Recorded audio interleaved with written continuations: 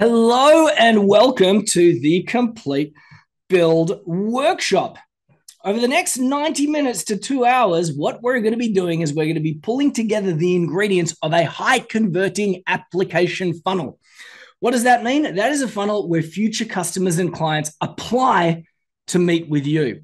And that is because B2B is different. Now, I want you to get involved to the best of your ability. I want to know, what are you selling? Are you selling a product or a service or something else? You tell me. Use the chat tool. What are you selling, a product or a service or something else? Now, when you get involved, you're more likely to retain the information. If you're able to retain the information, you're more likely to execute on the information. If you can execute on the information, you're more likely to get a result, even if it's a little result, which creates a little bit of momentum. And then momentum creates more momentum, and before you know it, you're kicking goals. So I want you to get involved. Plus, not only that, when you participate, I have a participation bonus. Yes, on the screen right now, you can see our 24 lead generation tactics specifically for B2B. This is a participation bonus. And you will get this participation bonus simply by participating. If you don't participate, you do not get the bonus. Cool? So back to my question. What are you selling? Are you selling a product? Are you selling a service or something else? Now, Craig has said a B2B service. Barbara said a software. Some people would call that a product. If it's a SaaS, it's software as a service. Let's have a look at this.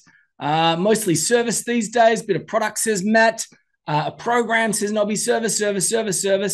Very few products, lots of service. Nice to see you too, Vinny. If you want to leave a comment that everyone can see, for example, Vinny and Jane, leave the comment for everyone, not just hosts and panelists. I think Scott just did the same thing as well too. All right, so I asked the question, are you selling a product or a service? The reality is that if we're in B2B, we are always selling an outcome.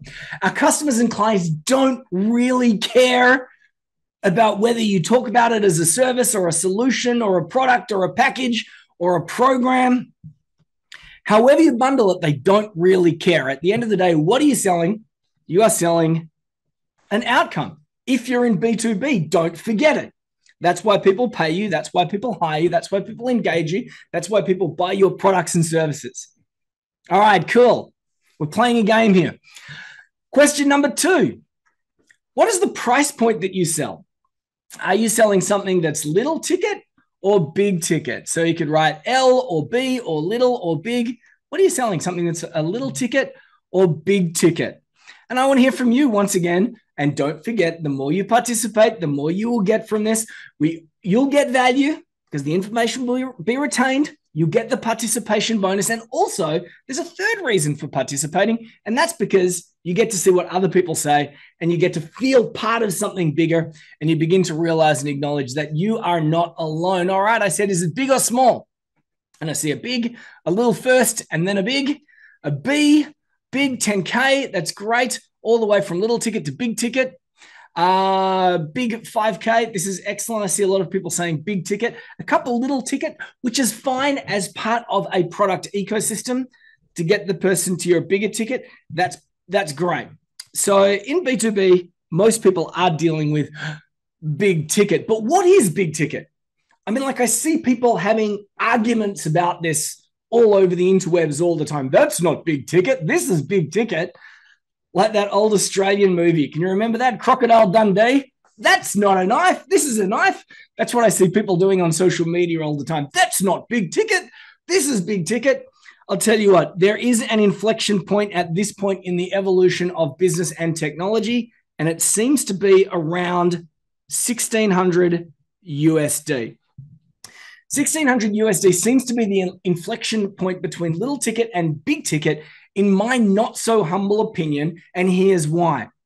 You can sell just about anything for under $1,600 without having a conversation. A phone call, a face-to-face meet, a Zoom call, anything that's like $30, $300, even up to $1,000, $1,500. If you're good at what you do, you can typically sell something up to that point without a conversation. After that point, most of the time you'll need a conversation. Now that there is just an inflection point. There's always exceptions to the rule. There are some businesses that need to have a phone call for a $900 sale. There are businesses that are selling $10,000 things without anyone having a conversation, but that seems to be around the inflection point. 1,600 USD. Yes, B2B is different. So first we're selling outcomes. People hire us for the outcome rather than the thing that we do or the product that we offer. It's more likely big ticket than little ticket because we're not selling $9 umbrellas, are we? We're selling something that's a little bit more complicated, a little bit more complex, yeah? All right, what about this third question here? What's most important in our space? The price or the relationship? The price or the relationship? Now, I'm asking these questions to get you involved and to also get you thinking. What do you think is more important, the price or the relationship? Now, price is always going to play a role. It always is, right? The price has got to reflect the expectations of the target audience, and it also needs to be commensurate with the value that you offer. But price is very flexible, isn't it? And once again, we're not selling $9 umbrellas, all right? We're selling something that's a little bit more complicated where there aren't necessarily fixed, well-known prices. Well, you know what? I see everyone saying relationship, relationship, relationship. And I wanted you to do that and I expected you to do that. But the reality is that the relationship is not super important. Do you know what's more important than relationships? I see people say this all the time. They say, my business is all about relationships.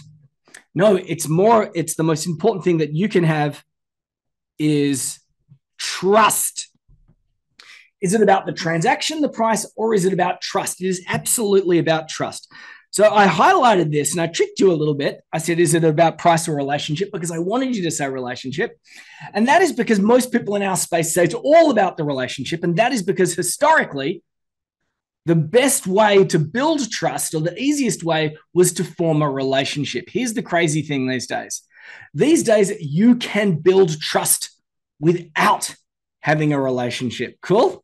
Woo, So if you're in the business of selling outcomes, if you're selling something that's more than 1,600 USD, if trust is a key factor, if not the one of the most important factors when you're doing deals, you are in the right place. And that is because B2B is different. We're not selling $9 umbrellas. Yeah, we're not selling cartons of milk. We're not selling loaves of bread. We're selling something that's a little bit more complex. Now, because of that, if that's the case, we need to acknowledge that B2B is therefore high touch. We're going to need to attract an opportunity. Then we're going to need to pre-qualify that lead. Then we're going to need to book an appointment, aren't we? Then we're going to elevate anticipation before the meeting. All right. Then we're going to host that meeting. Then if it goes really well on the call, we might take a deposit, take some money, maybe the full price. If you get a tentative yes, you'll do a little bit of follow-up, and then you close the client, at which point most people go, oh, yeah, that's when sales and marketing ends. But you know what? It ends when you get your customer or client to a place that we call first win. And that's when they get a result and they go, I made the right decision, and all their buyer's remorse or post-purchase dissonance evaporates, and they go, yep, I'm in. I am completely 100% sold. As you might notice, this indeed is a funnel. And this is the holy grail of B2B sales and marketing, because B2B, we are selling an outcome. We're selling a big ticket product or service. We're selling something that is generally high touch. Now, if I wanted to really simplify this, we talk about tofu, mofu, and bofu. Top of funnel, middle of funnel, and bottom of funnel. When it comes to building out funnels, most of the time we're focusing on top of the funnel. Today, we're going to go a little bit deeper into mofu, and I might even drop some nuggets of wisdom on the topic of bofu. So B2B is different. It is indeed hard. B2B is high touch because it requires higher levels of trust. And also B2B is changing. Now, you might have to squint to see what's on the screen right here, so I'll read it out for you. According to BigCommerce in 2021, so this is quite an old statistic, 61% of all B2B transactions now start online. How crazy is that? 61% of all B2B sales now start online. Now, it used to be they'd start in the real world. You'd attend a networking event. Maybe you'd even call someone on the telephone. You might even door knocked. Close to 70% of the B2B's buyer's journey is now completed before the prospect even reaches out. That's according to Folion way back in 2020. Since COVID, 81% of B2B decision makers now prefer remote and digital sales methods. Now, this is going to be mind-blowing for a bunch of people, particularly those people that still love to do sales in the real world. That's great. I love hanging out with people. I love meeting people. It brings energy to my soul, makes me happy. But the reality is that 81% of decision makers in your space now prefer remote and digital sales. They prefer to do most of their research before they meet. They like to start the relationship online, not necessarily at networking events. And they like to close the relationship over something like a Zoom call, which means that there are people in our world that are hanging on to this idea that they need to go out and hustle. Get in their car, schlep across town, maybe catch some public transport, go visit someone, meet someone in a coffee shop, go to their office, whatever it is. The reality is that as of 2020, only 19% of your customers and clients want that. The vast majority want something different, and there's a real risk that you will be left behind unless you're willing and able to embrace the idea of remote or digital sales. And finally, this one was mind-blowing for me. In 2018, 12% of e-commerce sales were B2B, only 12%. By 2020, it was 23.6%, almost a quarter. It's now predicted that by 2027, which is just in 3 years' time, 2027, where do you want to be in 2027? B2B e-commerce sales will actually outgrow B2C e-commerce sales. Now, that's not necessarily in the number of transactions. It's to do with the dollar value. What I'm trying to highlight here is that in our world, commerce now starts and it ends online, whether you like it or not. B2B is different. B2B is high touch. And B2B is constantly changing. That is why we are here. Are you in the right place? Are you selling outcomes that are typically high ticket, where trust is important in the relationship? Are you aware that this is your process? You need to attract the opportunity, pre-qualify that lead, book an appointment, elevate anticipation, host the meeting, follow up, close, onboard. And be real with me for a second. How much of this stuff do you do yourself? I mean, like, how much hustling and chasing do you do to work your future customers and clients through this process? Is it 10%? Is it 20%? Is it 50%? Is it 100%?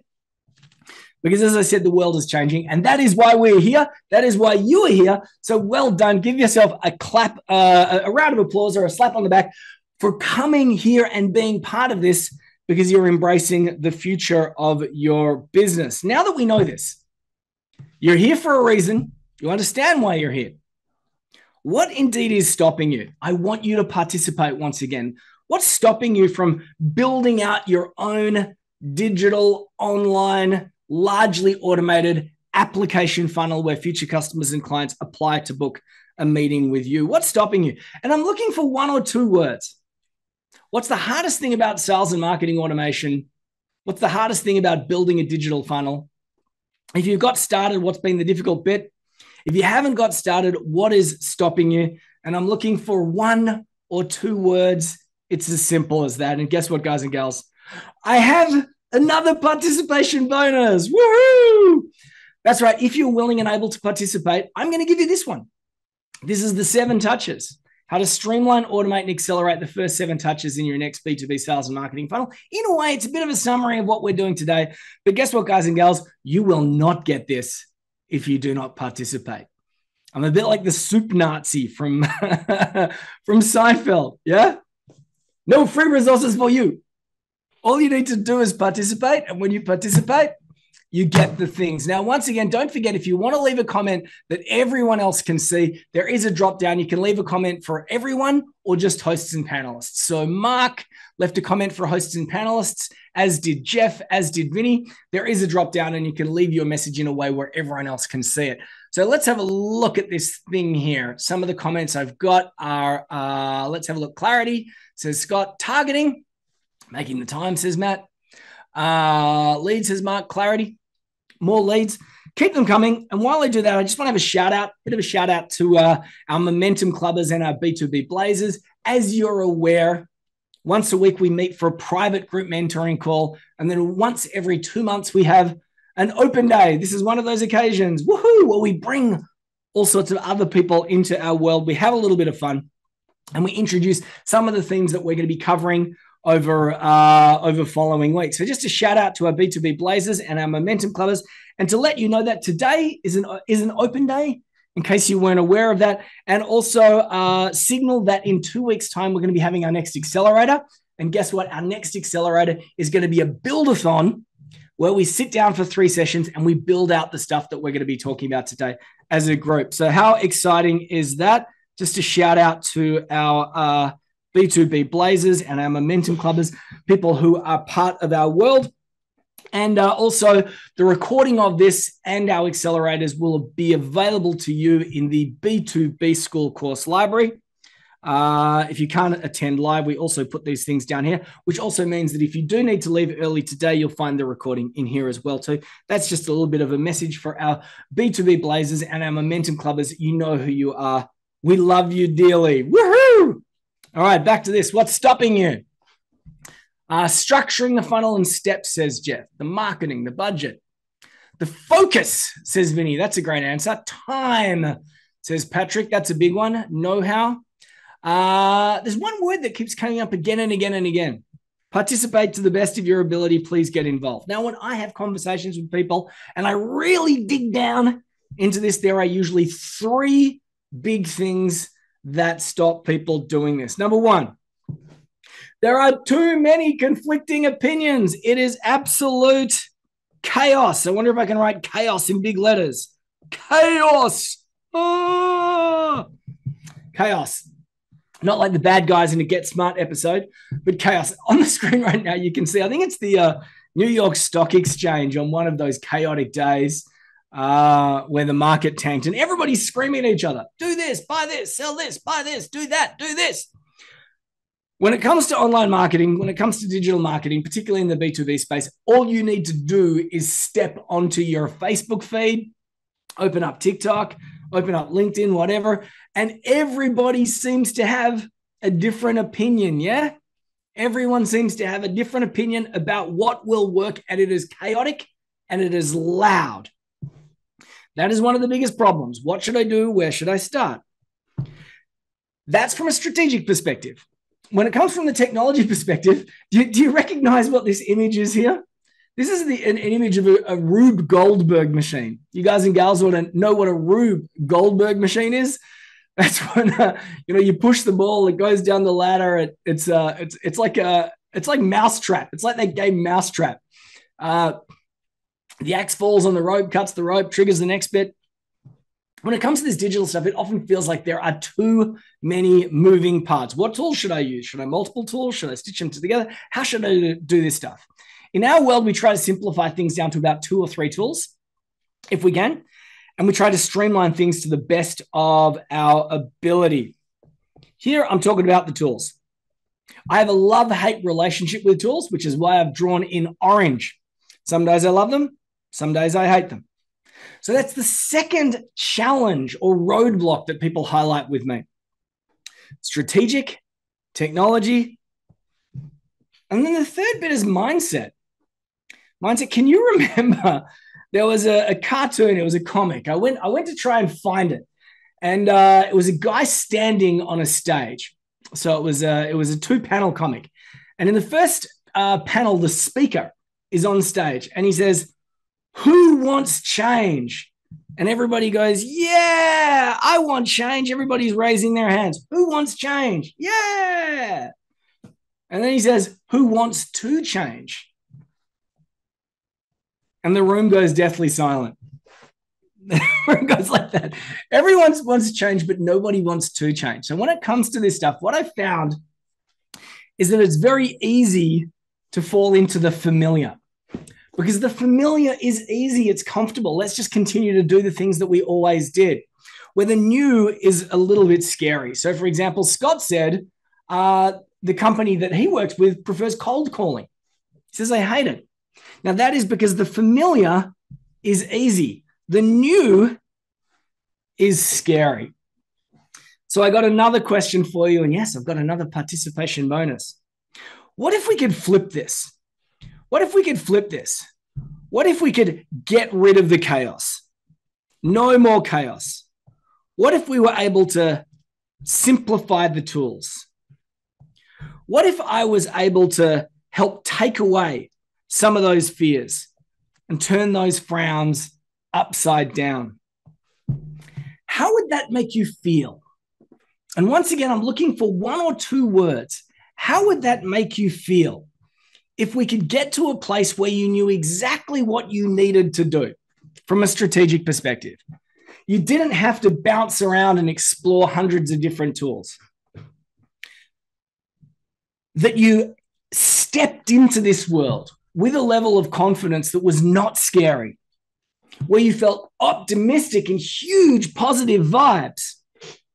Now, of course, I have another participation bonus for you, and this is our ultimate persuasion and influence checklist. And what I'm doing right now is I'm using mechanisms, persuasion and influence mechanisms, to get you involved, because I want you to get immense value from your time with me today. It's a huge privilege that you decided to spend a little bit of time with me today. But however, time, albeit one of the most valuable things that we've got, the more that we use time to find ways to save time, the more efficient and effective our time use is. Maybe we'll come back to that. So my question is, how would you feel? And I'm looking for one or two words. And I can see liberated, motivated, very, very happy, says Kath, energized, efficient, relieved, easy, excited. There's no word energized again. That's great. Clear, relaxed, says Ellen. Very relieved. But Tom's very exhausted, having spent all his cash on other people making big fat promises. And you know what? I'm going to come back to you, Tom. More in control, says Matt. Relieved, says Mark. Wonderful, says Connie. Now, as I mentioned before, we host weekly private group mentoring calls for two groups of people, our B2B Blazers, which is a legacy program, and our Momentum Clubbers, our newest, latest, greatest program. And we usually tackle a theme, put someone in the hot seat, tackle things that are important to our people. Now, before that call, we circulate a little bit of a survey to the people attending that call. And we ask some questions like, what's working, what's not working? Have you got something to show us? Do you want some feedback on something? Those sorts of questions. It's a little bit of an online survey.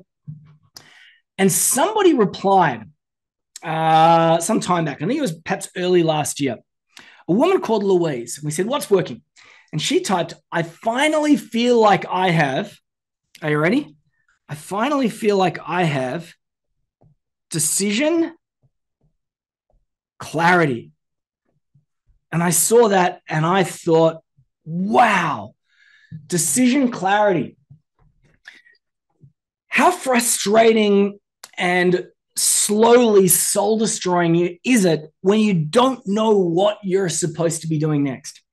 However, when you turn up at your office, whether it's somewhere it's an office in the city or an office in the suburbs or a home office, when you go and you sit in your chair and you know exactly what it is that you need to do, decision clarity. See, I saw all these expressions: relaxed, more in control, relieved.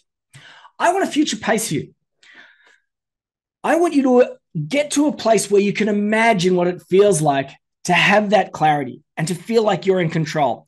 Now, it's really interesting. When I said, what are the greatest roadblocks? What are stopping you? I think 3 people use that word clarity, which is quite amazing. Decision clarity is when you start the day, you start the week, you start the month, you might even start the year knowing exactly what it is that you need to do. And decision clarity is a powerful, powerful thing. Indeed, decision clarity is the most important thing that I can give you. And that there is my goal for today. Now I'm going to be talking about strategies. I'm going to be talking about tactics. But the most important thing that I can give to you is decision clarity so that you know where to spend your time and attention next. If that sounds good, give me a hell's yeah. Give me a woot woot. Give me an amen. Let me know that that's why you're here and that is something that you would appreciate. Because here is our agenda for today. We're going to focus on three things. Number one, I saw this come up before. I saw the word leads. I want to help you try to times 5 your leads. That's where we're going to begin. Then we're going to move into this area of inbound VIPs. VIP does not stand for very important person. It stands for very interested prospect. And that's where you get to a place where future customers and clients are booking time with you. Finally, let's talk about building trust and let's talk about momentum. These things go hand in glove. We want to build trust because that's one of the key reasons why people buy from you. And we want to create momentum in your business. Now, you can also see above these blocks, I've got 5-figure months, 6-figure months, 6, 7-figure MRR. What I know is that if you want to get to a consistent 10K a month, 20K a month, 30K a month, that's what I mean by 5-figure months, you're going to need a predictable form of getting leads. You can't just continue to go out to networking events and hustle and do things and cold call and do other things unless you've got a really systematic approach to it. You need a predictable way to get those leads. And that actually begins with a mechanism for connecting those leads. If you want to get to 6-figure months, so I'm talking about bigger numbers, 60,000 a month, 70,000 a month, $80,000 a month, 90,000 a month, $100,000 a month, which is indeed 6 figures, you're going to need a consistent way to book those meetings. So it's no longer just about the leads. It's making sure that the leads are coming in and people are booking a meeting with you and they're excited for those meetings. You're booking those meetings on autopilot and people know why they're booking the meetings. They're coming to you. It is an inbound VIP rather than you reaching out and saying, hey, let's catch up and explore ways that we can support each other, which is code for, hey, let's catch up and explore ways that I can take your money. So we need to get people in the top of the funnel. We need to be able to book meetings and we need to be able to take them on a journey. If we can take them on a journey, we can build trust and momentum. And it doesn't really matter whether you're brand new to our world or maybe you're just starting a business, or whether you've got something that's a little bit more established or you've got something extremely accomplished. The reality is that most of you guys and gals already have a number of the building blocks already in place. You just don't necessarily have the structure to pull them together. Like Matt here, who said, you wanted to say thanks. I'm sure you know how hard it is to get something like what I'm doing off the ground, especially while trying to raise 3 kids and earn a living on the side. Now, when I interviewed Matt for this particular testimonial, he used the expression, I was muddling along. I've never heard that expression before or since, but I like the expression. It sounds like he was walking through mud. He didn't really know where to focus his time or attention. He says, I've scored a radio interview, secured 2 marketing partners and 19 clients for a business that didn't even exist yet. Now, of course, we're going to be talking about more established businesses. So if you're just getting started, let's focus on this. If you're more established, let's focus on that. If you've got something that's genuinely humming, let's make it even bigger and greater than it has ever been. Cool. So let's start with leads. Who is this guy, James Tuckerman? Where did he come from? Now, I know a little bit about you because you've been kind enough to answer a bunch of questions right now. And you also filled out a bunch of forms, at least most of you did, before you attended the webinar. So I know a little bit about you, but I think it's also important that you know a little bit about me. Who is this guy, James Tuckerman? Now, because I could be one of those, I could be a 17-year-old living in my mother's basement trying to sell ebooks to get rich, posting photos of me in front of a private jet that I photoshopped using Adobe Premiere Pro. I could be like some 20-something-year-old hustler. I'm clearly not. Look at my face. I got some years under my belt. I got some gray in my beard and I got nothing on top, right? Or I could be, I don't know, one of those sales guys from the 1980s or the 1990s or even the noughties, with the power suits, the red ties, asking you to look within to lock them in. I could be one of those guys, but I'm not. No, I'm just a normal, real dude that's been building businesses for the last 20 years and did my first business was such a real business, it was made of paper and ink. My first business was a print magazine made of paper and ink. Remember those things? That used to be sold at Borders bookshops. Remember them? Barnes and Noble in airports across the world. That was my first business, a business made of paper and ink. I launched that from the spare bedroom of my parents' suburban home using personal savings and credit cards. And it went on to become a market leader in my home country, Australia. Indeed, I was named Best Small Publisher in Australia twice in my 20s. And at its height, we were nipping at the heels of the market leaders. And through that process, I learned how to do merchandising. That's retail sales. I learned how to do subscription sales. That's direct mail, which was the forerunner to all digital marketing. I learned to sell advertising packages, which is something very hard to sell. It's like selling hot air advertising packages. At least it was back in those days. And one thing that I learned is something that I'd like you to write down. It's this. Systems equal sanity. Write it down on a piece of paper, say it out loud, maybe use the chat tool. Somebody write the word systems equal sanity. And that was the only way that I was able to run a complex business with many, many moving parts, a print magazine. Systems equal sanity. And of course, today we're talking about systems. So who is this guy, James Tuckerman? That's me. These days, I run a training program. We do a bit of coaching and consulting as well too. It's called the B2B School, and we have our Momentum Club program and a super powerful methodology called Consulting at Scale, which is where we help knowledge professionals, people that sell their knowledge, their expertise and skills, scale their businesses using a combination of frictionless offers, predictable leads, and low-touch delivery. And the most awesome thing about this is that I get to watch, like 15 to 30 new campaigns launch in any given month. So I get to see what's working and what's not working, and then I get to share that information, and we all profit from that experience. A little bit later, I'll give you the opportunity to work with me if you're interested, but not for now. For now, you know a little bit about me, but why is it that I do what it is that I do? Well, like you, I started my own business because I wanted freedom. I wanted the autonomy to do whatever it is that I wanted to do whenever I wanted to do it, right? I wanted to be the captain of my own ship. I wanted to take holidays whenever I wanted. Didn't we all? That's why we all started our businesses. It doesn't quite work out like that, does it? When you start your own business, you think it's all about getting freedom and autonomy, but a lot of the time you end up working harder than your friends that have those cushy day jobs, and they also get a company car, right? We work harder than them, and sometimes we get less. Well, I do what I do for these people. My beautiful wife, Catherine, my wonderful two boys, Julian and Clancy. They're growing up a little bit. This is an older photo. We actually just came back from Thailand, a great couple of weeks in Thailand. And this guy's almost a teenager. It is scary. So I do what I do for the people in my world, and I hope that you too do too. Now, through this process of running businesses, from the print magazine to the other ones too these days, I learned that freedom is important. Freedom is one of the most important goals that we should all have. And one of the fastest ways to add more freedom to your world is automation.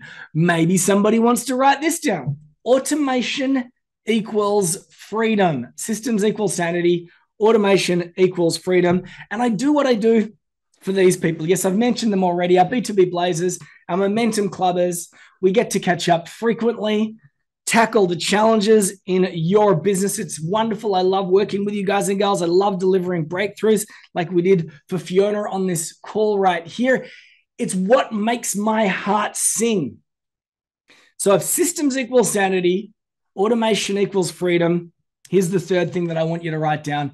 Community equals clarity. Get those three things right, and that's when things click into place. I don't know whether you heard that because of the sound dampening technology that we all now use, but I clicked my fingers. When you get these three things right, all of those three things click into place. So if we want to get more leads, I'm actually going to start with a story. I'm going to start with a story called The 30K Experiment. And I want you to cast your minds back to the year of the GFC, the global financial crisis, 2008. Can you remember that year? Were you in business at that time? 2008, the GFC, the the GFC. Now, a little thing happened in that year where we spent $30,000 on an experiment, and it was a game changer. It was a game changer because it changed everything that we did in our business from that point onwards. And I believe that this little story is going to be a game changer for most of you guys and girls too.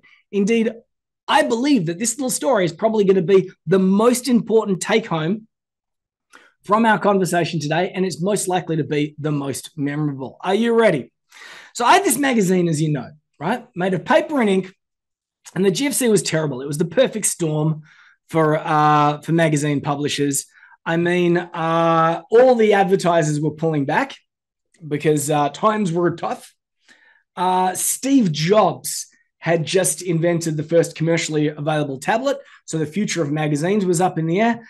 And AdWords were beginning to really gain momentum. Google, suddenly advertising could be measured, which is something that we couldn't necessarily really do very effectively with magazines. And this was the perfect storm for us. And times were really, really tough for us in 2008. So what we decided to do was we decided to invest in a $30,000 website, right? It was a big typical website. And all over this website, we had this message, buy a subscription. Buy a subscription. Buy. All right, subscribe, all over the website. That we'd spend $30,000 on this website. And then what we would do is we'd point people to a second page, which was the cart. So it was a two-step process. There was all these buttons all over the website saying buy, and then we'd point people to a cart. Now, in your world, you probably have something like this. You probably have a message that says book a meeting. And then there's probably some sort of like form or page.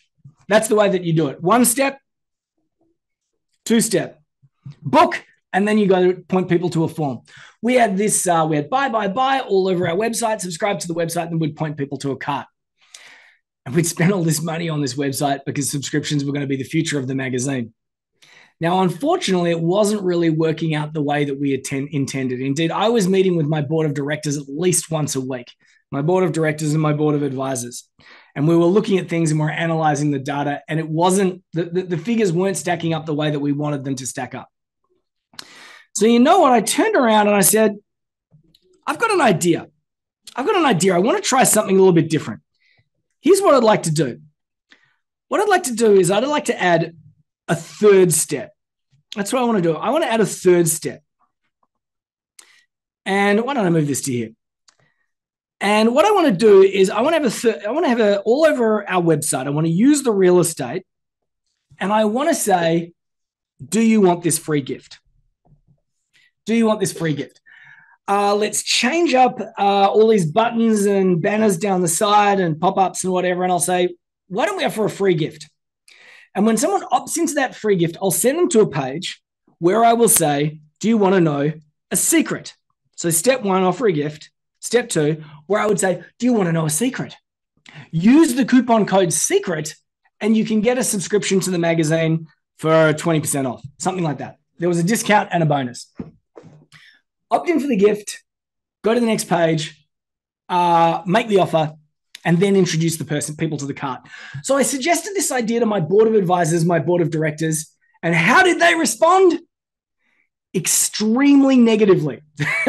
They said, that is a terrible idea, James. Unanimously, that is a bad idea.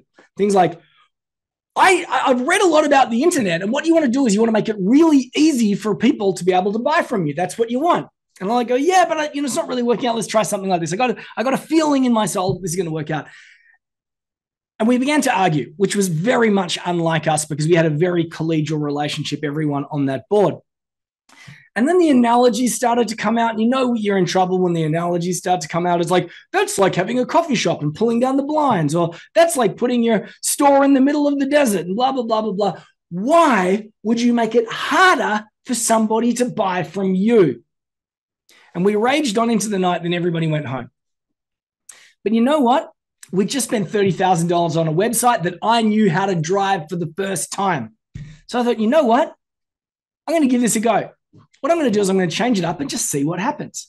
So all these buttons on the homepage, the banners down the website, the things down the button, I changed them up to subscribe to our free email newsletter. Now, I wouldn't make that offer today. That's very 2008. I would offer a gift of some sort. And then when someone opted in to get that free resource, I would then have, do you want to know a secret? Now, I got a question for you guys and gals. When I introduced this new mechanism for doing things, going from a 2-step to a 3-step, did subscription sales go up or down? Did subscription sales go up or down? Use the chat tool. Let me know. I've offered you 3 participation bonuses so far. If you're able to participate, you will now get all 3, up or down. It's an easy question. I think that you know the answer. All right, I'm going to make it a little bit harder. Yes, they did go up. Woohoo! Otherwise, I wouldn't be telling the story. How much did they go up by? 5%, 10%, 20%? How much did they go up by? Matt says 25%. Patrick says double. 100%. Is that double? Or is 50% double? Like someone else said, I've seen 50%, 100%, 150. Peter, you left a message for hosts and panelists rather than everyone. Wow, I see Mark says a whopping 200%. Barbara's even gone higher, 500%. All right, are you ready? Sales went up by a whopping 800%. Wow. 800%. 800%. That's what they went up by. So you can imagine what our next meeting was like. It was like me going, nah. And I never questioned anything from that point. And it's crazy because we made things more difficult. It sounds counterintuitive, but sales went up 800%. Now, I want you to bring this back to your business. What would it look like if you were suddenly getting 8 times more meetings? Right? What would that look like to you? 8 times more leads, 8 times more meetings, 8 times more clients. Would that be crazy? Would that be wild? I hope it would. What I didn't realize is that what I was doing is I was harnessing a principle of gamification called commitment. And that is we start with a small commitment over here, and then we introduce commitments of increasing complexity. That's what we do. Now, you look at the big brands and they all do this. If I go to McDonald's and I order a hamburger, they don't just say, have a nice day. Throughout most of my adult life, now they're automating things, but throughout most of my adult life, someone would say, would you like fries with that? What I didn't realize is that there's a page on the interwebs, which is the most powerful page, the highest performing piece of online real estate, and that is called your success page. And the success page is the page that happens after somebody does something. And the crazy thing about your success page is it's one of those rare moments where you have people's absolute and undivided attention. They simply want to know, did it work? And they lean in. Did it work? What's the moral of this story? Please do not ask strangers to marry you on the first date. It doesn't happen in the real world. If you ask a stranger to marry you on the first date in the real world, what would they do? They would run away. It usually comes across as a little bit sleazy and a little bit desperate.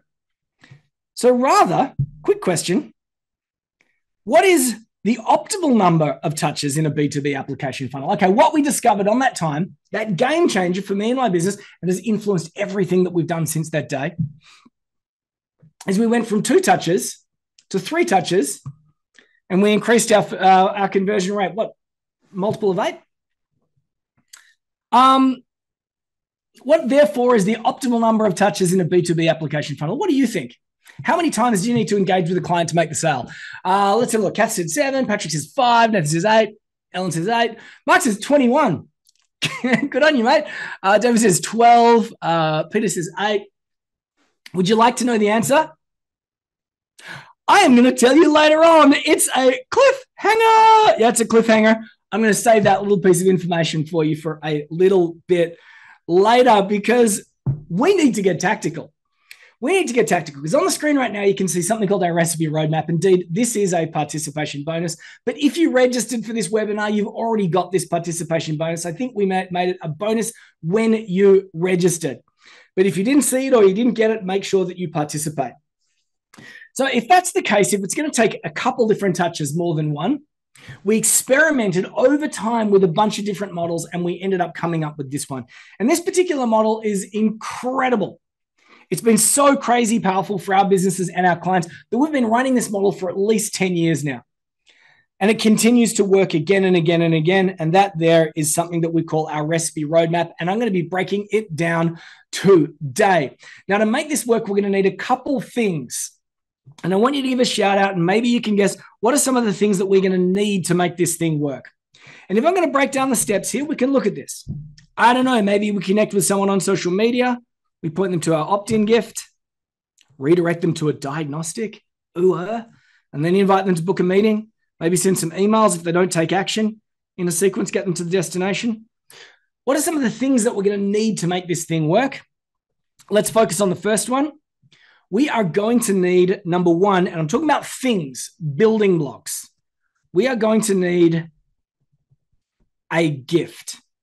Now, we sometimes call this a quid pro quo, and this is how commerce has been done since the beginning of time. I give you something, you give me something in return. I give you some shells, you give me some animal pelts. I give you some pots, and you give me some leather goods.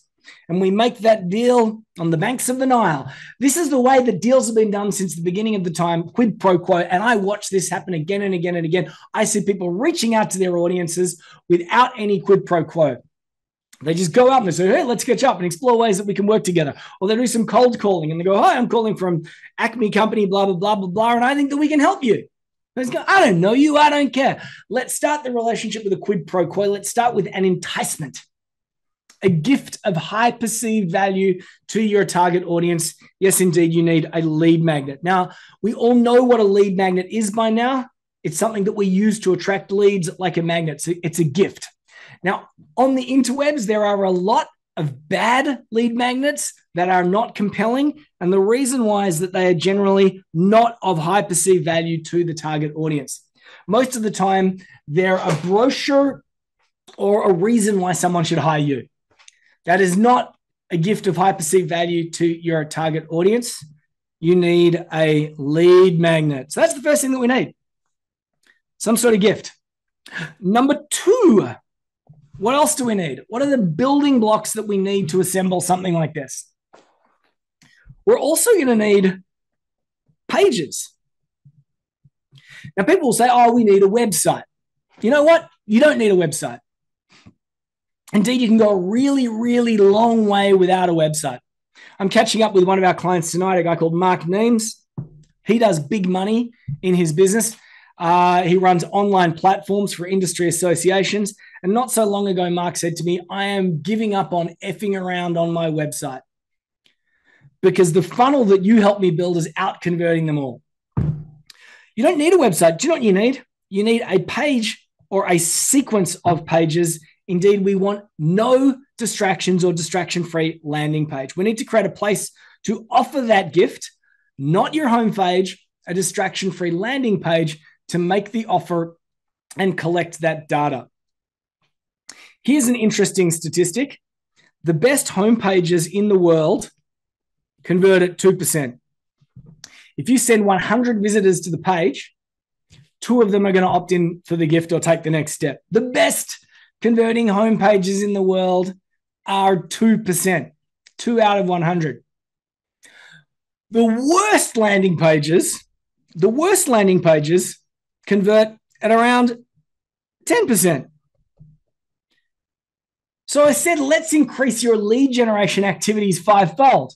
That is one simple way is to go from sending people to your homepage to sending people to a landing page, a dedicated distraction-free landing page where you give them 2 options, take the next step or leave. This one is confusing. Most websites are confusing. There's too many things that they can do.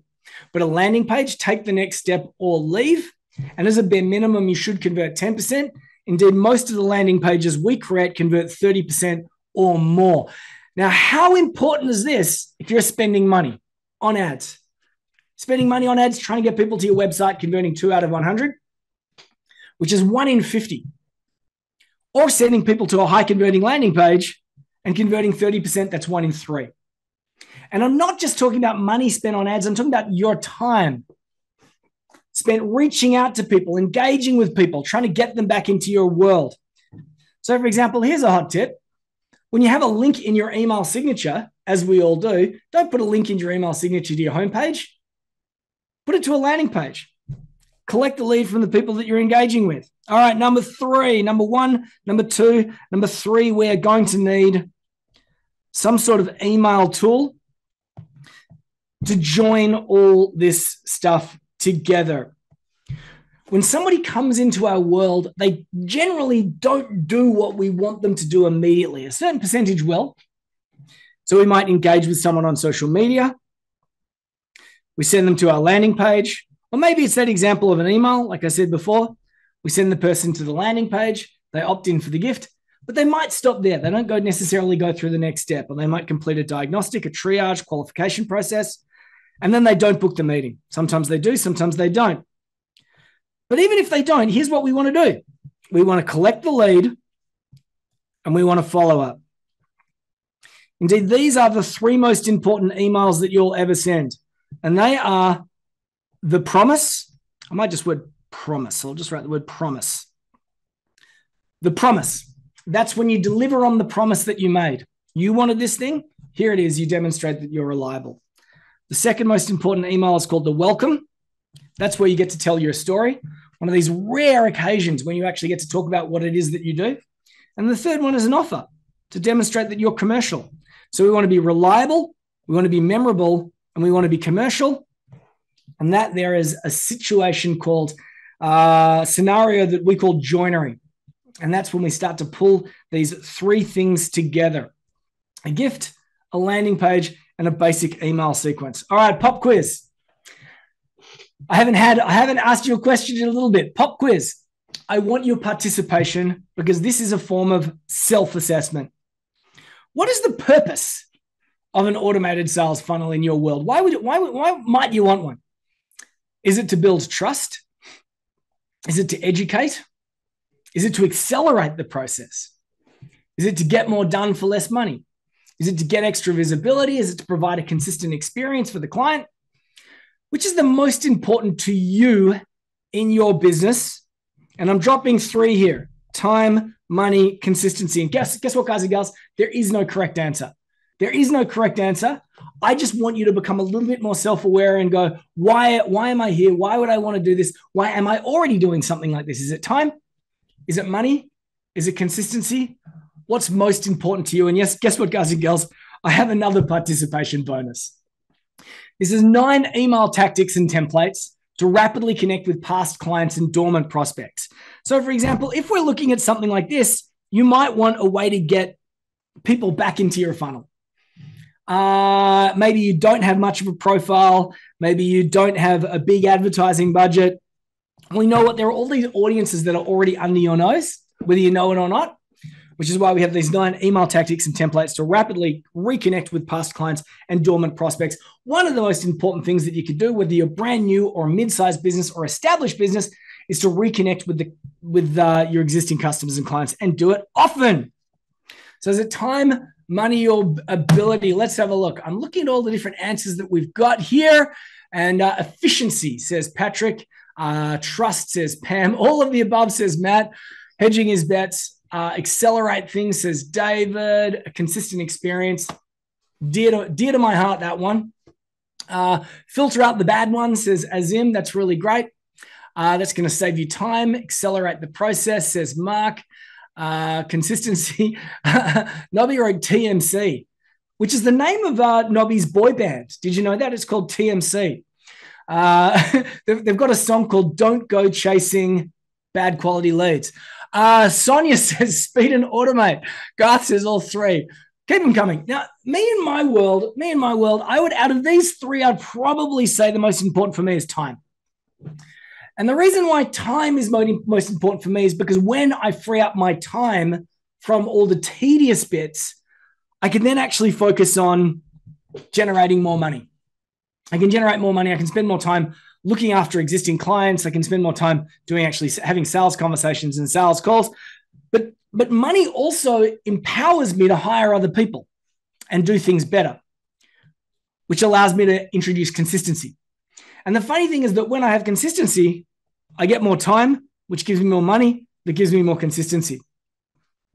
But at the end of the day, there's one factor that I believe outperforms all three, for me anyway.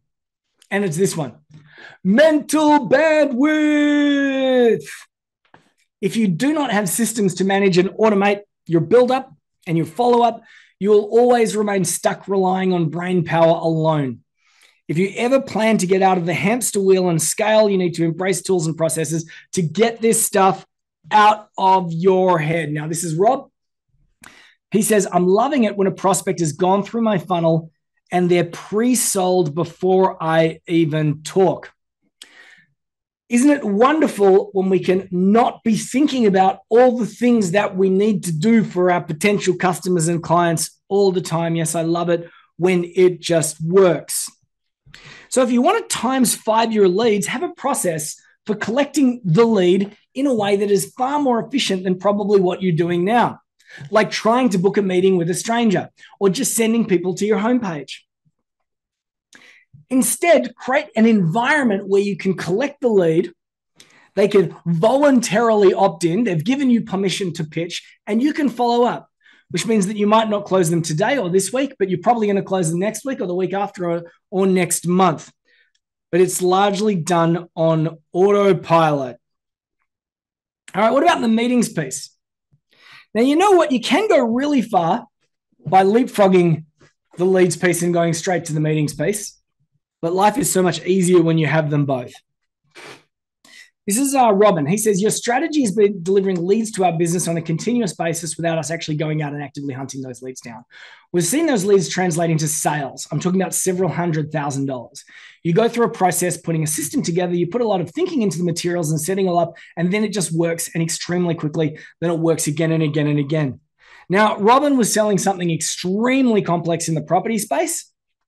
And the great thing for Robin was that he was able to book these meetings, these conversations. Because in your space, remember, you're selling an outcome. You're selling something that's a little bit more big ticket, yeah? People hire you because they trust you. They trust you to get that particular outcome. But life is so much easier when you're collecting the lead and people are auto-magically booking that meeting with you.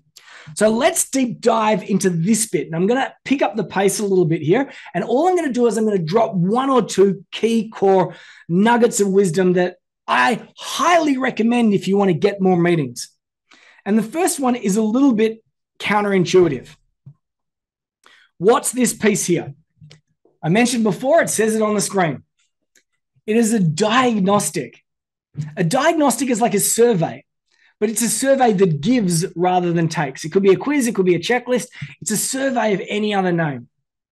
So what we're doing is we're taking your knowledge and information and we're turning it into a thing that people can ask for, right? That they want, high perceived value. Then we're taking a survey, and again, we're increasing the perceived value by simply calling it a diagnostic or a quiz or a checklist. Now, what are some of the reasons why we might want to have this sandwich step in the middle here? Because right from the outset, I told you, remember, I said we went from 2 steps to 3 steps. We increased the conversion. If you want a better quality lead, what we do is we redirect from the gift to a diagnostic, some sort of quiz, some sort of checklist, some sort of diagnostic. And because this is a success page, the conversion on this page is extremely high. But what are some of the reasons why we might want to do this? Someone give me a shout out. What are some of the reasons why we might want to have this diagnostic? Once again, counterintuitive. Why would you add an extra step? Engagement, says Nobby. That's great. Anyone else want to give me any other reasons? Builds trust, says Barbara. Data, says Mark. Data, I love it, Daga. Exposes the pain. Ooh, David, that's a good one. Filter people out, Scott. Absolutely. Pre-qualify, says Patrick. Want to filter people out. We want to pre-qualify. Indeed, we want to disqualify the wrong people. Now, this is Ben. He pulled together a diagnostic, aka a triage form. It's like the nurse in the hospital. You turn up at the emergency ward, the nurse asks you some questions and try to figure out whether your arm's hanging off and you need to see a doctor immediately or whether you've just got a case of the sniffles. A diagnostic is a triage form. You get to understand the urgency, the need, the level of desire, and it's also a pre-qualification stage to work out whether somebody's right for you or not. As Ben says, in the past, I would get an email from a prospect saying, please call me.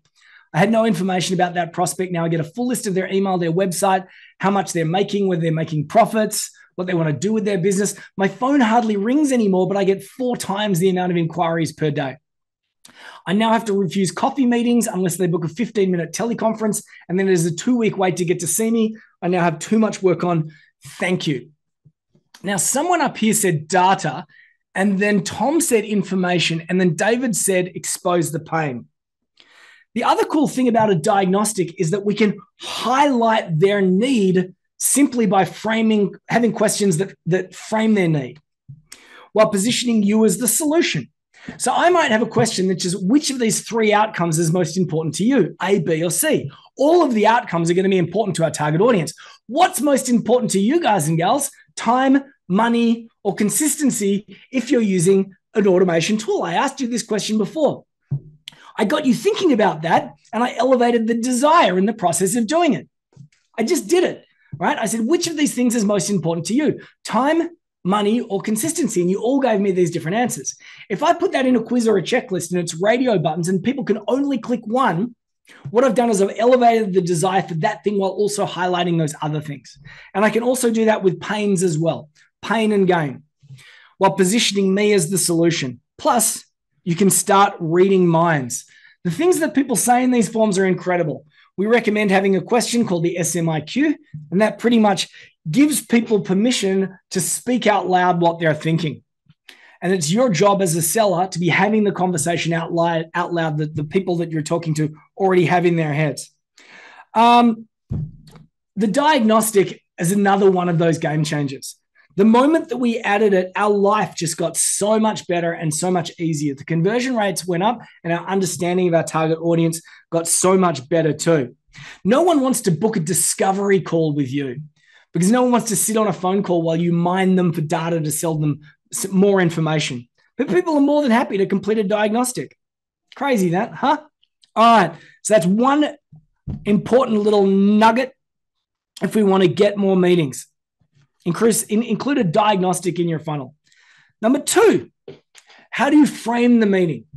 Now, most people are caught at this stage called the B&P stage when you're trying to book a meeting. And I've referenced this twice already. That's when you go out to someone on the interwebs. Maybe you reach out to someone on LinkedIn or social media and you say, hey, let's catch up and explore ways that we might be able to support each other, which is code for, hey, let's catch up and explain so I can take your money. And what we're doing here is we're begging and pleading for that meeting with a smile. That's what the B&P stage stands for. We're begging and pleading for meetings with a smile. Now, this is Troy. I was on the phone talking with a potential client about the strategy sessions we offer to prospects, normally for free. As I went through your formula, breaking it down into outcomes, things, and feelings like you teach, suddenly I realized that if I offer this meeting for free, I'm going to sound like an idiot. So let's dissect this. Let's break this down. He broke down his meeting into outcomes, things, and feelings. Indeed, what he did is he reframed his meeting as if it were a product. We call this the AWP, the appointment with purpose. It's not some vague invitation to catch up. It's not a discovery call. No one wants your discovery call. It's not a breakthrough session. No one wants to be broken down in the same way that they all say they want change, but they don't want to change. They don't want that. But if you can offer a meeting where there is an outcome built into the name, people will book that call. So he broke it down into outcomes, things, and feelings. This is what they were going to get. And he realized that if he offered it for free, I'm going to sound like an idiot. So when he asked how much the session would cost, I plucked a number from the sky, $1,600 for the strategy session, and offered that. He immediately said yes. And that's how we now do business. We now get paid to pitch, and the quality of clients have vastly improved too. Did you catch that? We now get paid to pitch. P to P. And that is because he took his boring, vague invitation to catch up and he turned it into something of high perceived value to the target audience. Now, on the screen right now, you can see our paid to pitch planner. And they're the 3 things that we use to help our clients break down their meeting and transform it into something of high perceived value to the target audience. And guess what? It's a participation bonus. And I want you to be a little bit vulnerable. Okay? I want you to be a little bit vulnerable. Where are you at right now? The B&P stage, the A&P stage, or the P2P stage? right? BP, AWP, P2P. I want to know where you are at right now. Begging and pleading for a meeting. Have you structured your meeting as if it were a product, or are you at the B2P? And as I said, I'm asking you to be a little bit vulnerable here, because there are a bunch of reasons why I ask you to participate. You'll retain the knowledge. You're more likely to take action. You get the participation bonuses, but other people will also look at you, Mark, or you, Scott, and go, Jeff, and go, yeah, I'm also at the BNP stage, right? You are not alone. Other people go, I'm at the AWP, but I'm on my way. I'm on the way to the P2B stage. We go, yeah, that's great. And we support those people. We learn from those people, which also means that when I'm hosting my weekly group mentoring calls with our Momentum Clubbers, we can see who's doing what. We can reach out and say, how did you get there? Can you show me what it is that you do? So thank you so much. So for example, Andrew is moving to the AWP with some help from my business partner, John Iglesias, because Andrew is a Momentum Clubber. Woohoo! We've hit the 1 hour mark, the halfway point, a couple minutes over. But I do want to make sure that you're paying attention. Have you been paying attention? If you spend money on any form of marketing or advertising, where should you direct your traffic? Have you been paying attention? I wish I had a prize for this. I'll tell you what, I'm going to come up with a prize. If anyone can get all three things right, I'll send you a hat. Pink one or a white one. All right? You got to get these three things right. Use the chat tool. If you spend any money on any form of marketing or advertising, where should you direct your traffic? That's right, a landing page. Not your homepage, a landing page. You get far more bang for your buck. 5 times your lead gen. All right, if you get a referral, what should you do with that person? Should you just call them? Apologies for the typo. Or where should you direct them? A landing page. A landing page. Absolutely. A landing page. Right? All right. Now I can only give one prize. It's going to have to be the first one when I ask the next one.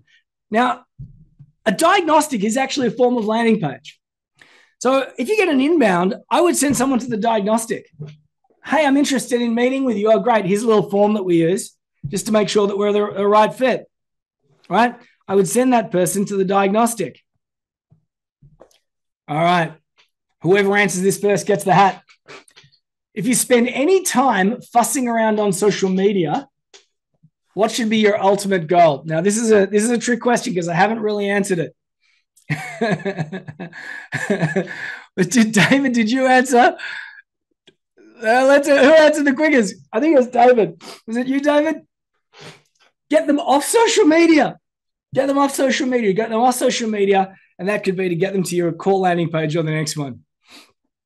Well done. Well done to all you guys and gals. Here's actually a little case study. I mentioned Louise earlier. She was the one that gave me that expression decision clarity.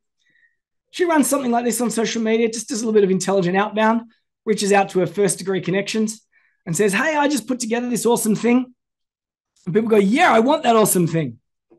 This is Louise. I manually started 80 conversations on LinkedIn. So far, 20 people have replied. She's collected 6 leads and booked 3 meetings. So people say, I don't have money, I don't have budget, all these things. You know what? You can do all sorts of wild and crazy things if you have the fundamentals in place. All right. Building trust and momentum. Do you want some momentum? Would you like some momentum? More importantly, are you having fun? Are you having fun? Are you getting value from our time here? I want to hear from you. Are you having fun? Are you getting value from your time here? Because I have a self-assessment as we enter the home straight. Woohoo! Systems, automation. You can see the indices. Up the left, we have systems. The higher that we go, the more systems that we've got because systems bring sanity. Along the bottom here, we have automation because automation brings freedom. And the more we go to the right, the more automation that we have, the more freedom that we have. All right, cool.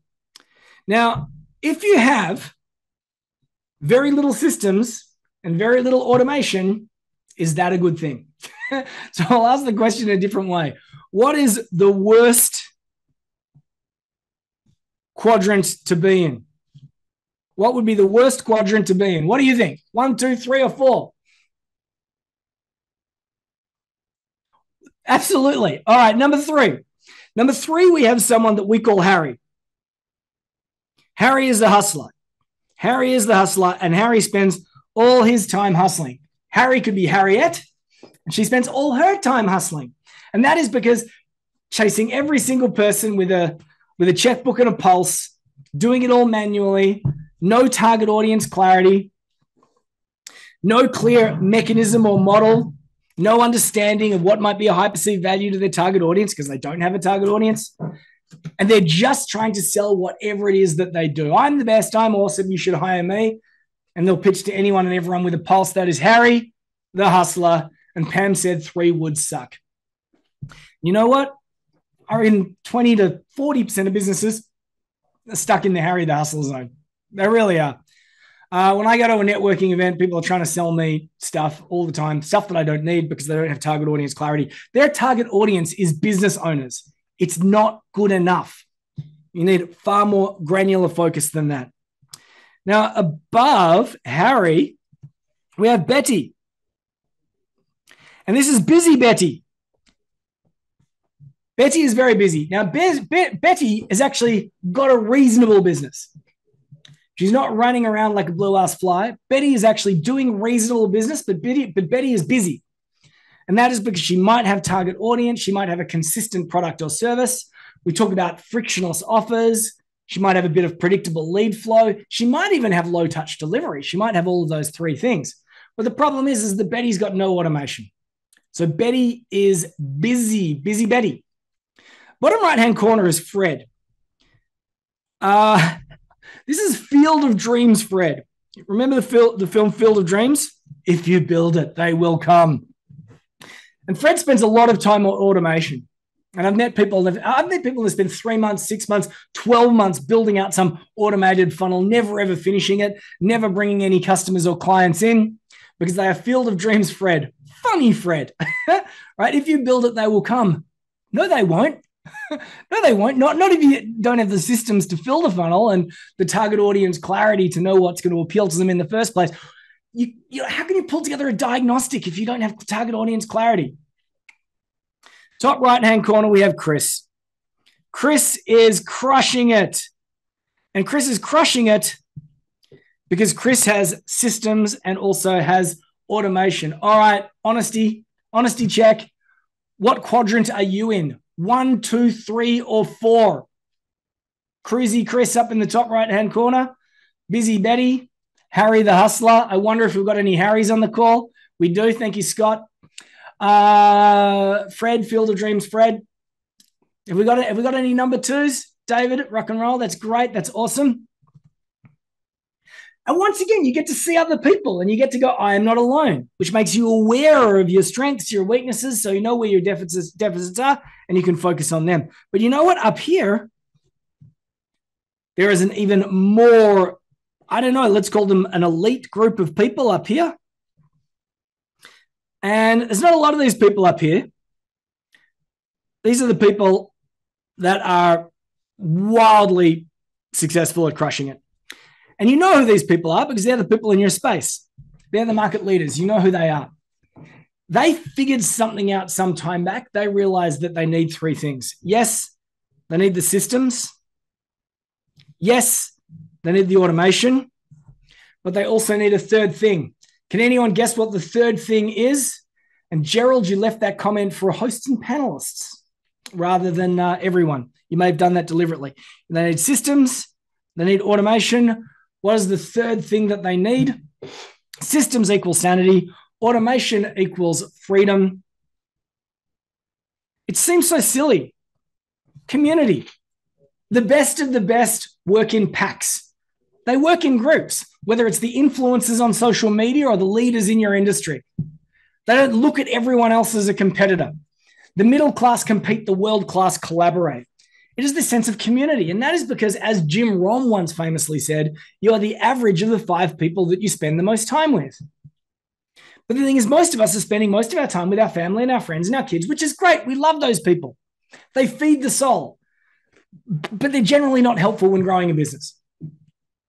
We need to find the people that have been there, done that, and had the battle scars to prove that. You need to align yourself with other people in your space that are also working on solving the same challenges as you, and then you can do it together. Systems equals sanity, automation equals freedom, community equals clarity. Like John here. John started off by looking at the systems. Systems, he's there, he's going, okay, what do I need to do? Who's the target audience? He came into our world with no target audience. He knew what he wanted to do. He knew that he wanted to help, people sell new innovative products and services. Who's your target audience? He didn't have one.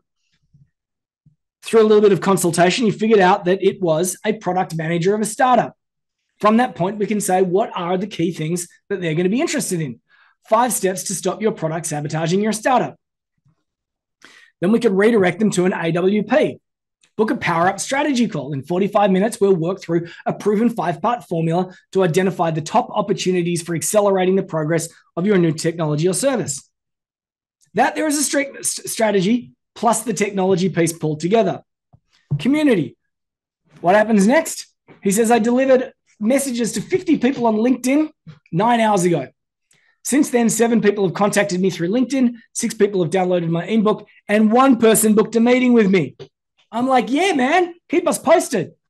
Everyone else is going to learn from your experience. He actually SMS'd me about 8:48 at night. I don't normally appreciate SMSs at 8:40 at night, but he wrote, she ordered. Like, what? Who ordered what? The woman he had the meeting with. Yeah, baby.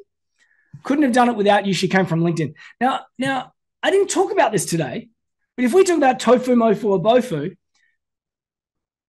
John was able to offer what we call a high no-brainer product, which is easy enough for a person to say yes on the call, pull out their credit card and buy. And I said, what? It's been a rapid 6-week journey. That's been amazing. Anyway, following day, another one.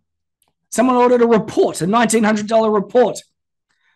It's much easier to sell a $2,000 or a $3,000 audit or report than it is to sell ongoing consulting. That is an example of a high no-brainer. I said, give us the stats. He said, I got 73 leads via LinkedIn, 12 meetings booked, 2 sales of my core product, and I have 2 more decisions pending. I did that in 2 weeks. He did it more like in 6. But however, in his mind, he did it in 2 weeks because it took him 4 weeks to get the stuff set up. It took a little bit longer than normal, but in his mind, he's thinking I did it in 2 weeks. Now, guys and girls, I want you to take a photo of the screen right now because you're probably curious about the technology stack that he used, and there's also an example down here.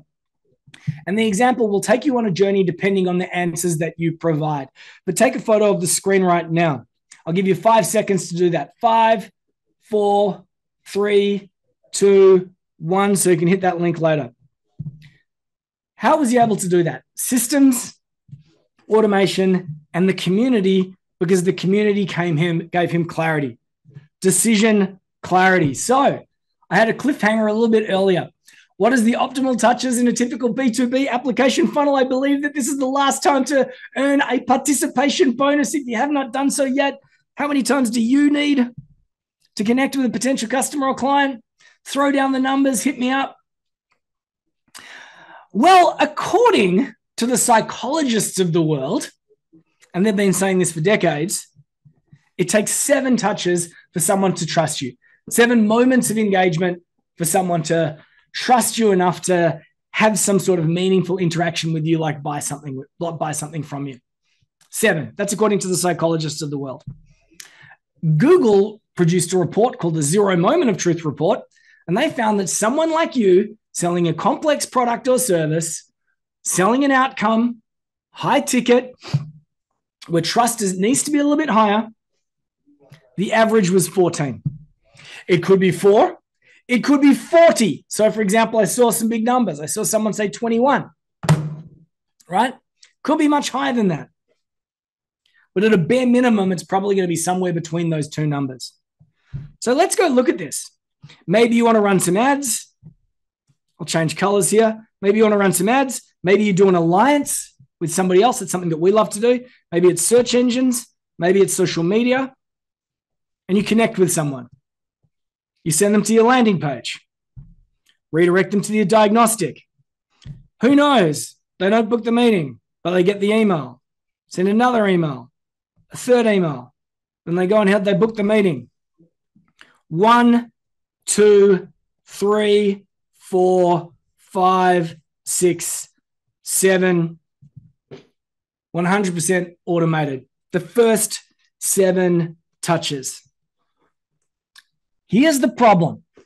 Now, I've been talking about all the things that you should do and you need to do, but here's the problem. Are you ready? The tactics constantly change and everybody has an agenda. The web developer says, you need a website. The cold calling expert says you need to do the cold calling. The podcast person says you need to do a podcast. The blog person, SEO person says you need to do a blog. You feel me? The ads person says you need to do the ads. Right? What else we got? What's popular right now? The Facebook group person tells you that you need to start a Facebook group. I got to tell you guys and gals, none of these will amount to naught unless you have the fundamentals in place. These are all lead generation strategies at the top of the funnel, and they are countless and they are endless. But none of them will matter if you don't have the fundamentals underneath to be able to collect the lead, nurture the lead, and book the meeting. It's as simple as that. And what I find is that someone attends a webinar like this and they take one thing home. They go, oh, I need to capture the lead. So they go, oh, I need to capture the lead. That's really smart. I need to capture the lead. But you know what? If I'm going to capture the lead, I'm going to have to come up with an angle. What's it going to capture the angle? But if I capture the angle, I'm not going to, I don't have a clear audience. So I better get the audience right. All right, well, I don't really have a clear audience, so maybe I'll do some stuff on LinkedIn and try and figure out my audience. In fact, why don't I do some education stuff on LinkedIn, and that will keep me busy for a while. And then you go, this is getting me nowhere. What I need to be doing is capturing my audience. So maybe I'm going to reactivate my campaign, my audiences. Let's reactivate my audiences because that's going to give me some leverage. But however, I don't really have a clear angle, but I don't have a target audience. So what I'll do is I'll look at the audiences that I've got and I'll try and qualify the leads that I've got. And I'll try and get people that are qualified by pushing them through some sort of capture form so I can pre-qualify the lead and figure it out that way. I don't have enough coming in. I've tried the LinkedIn piece and I've tried the reactivation. I'm going to try the SMAPs piece. The SMAPs piece didn't work out the way I expected it to because I didn't have target audience clarity. I didn't even have target audience clarity because I hadn't just this thing over there.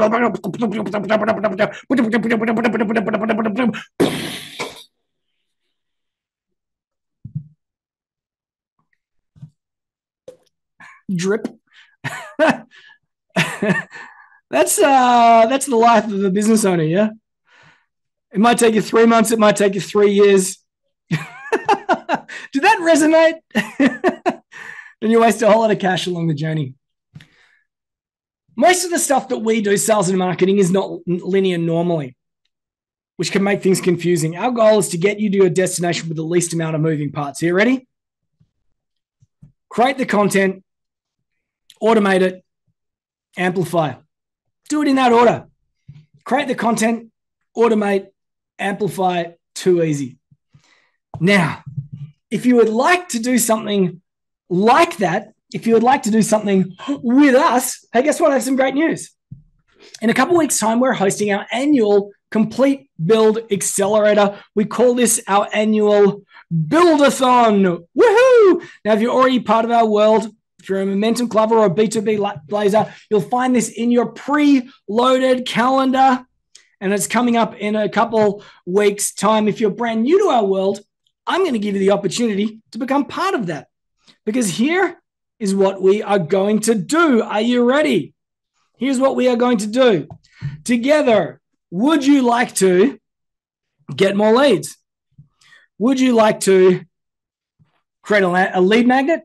Maybe your first lead magnet. Maybe you've got one and it's stinky poo and you want to create something better.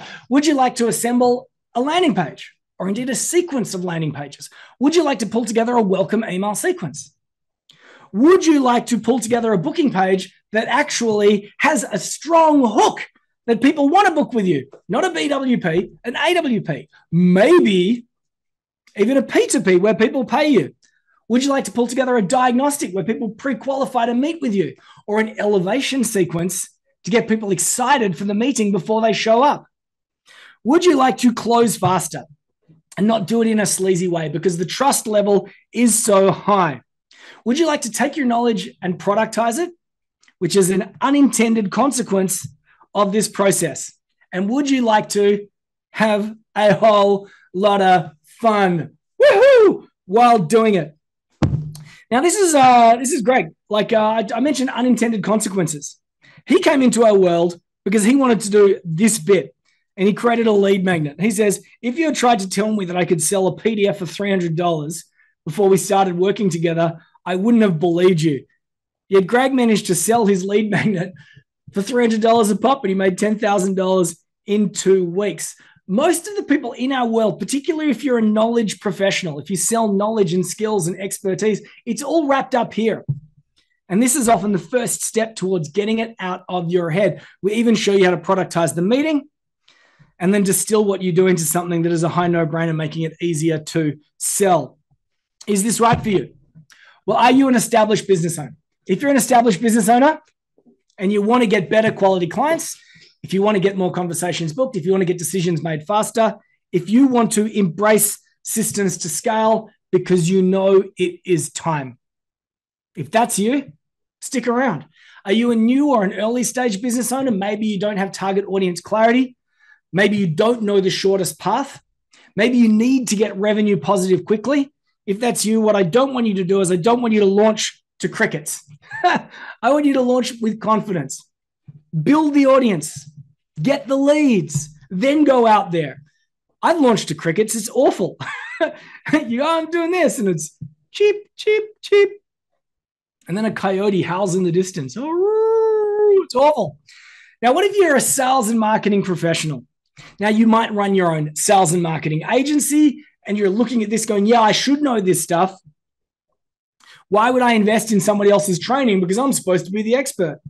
Well, if you want to get up to speed, if you want to get more recognition for your clients, because you do things that are measurable, if you want to get more visible outcomes for your clients, remember this, even Usain Bolt has a coach. If you went to the Olympics and you met an Olympian and you said, do you have a coach? And they say no, you would think that's weird.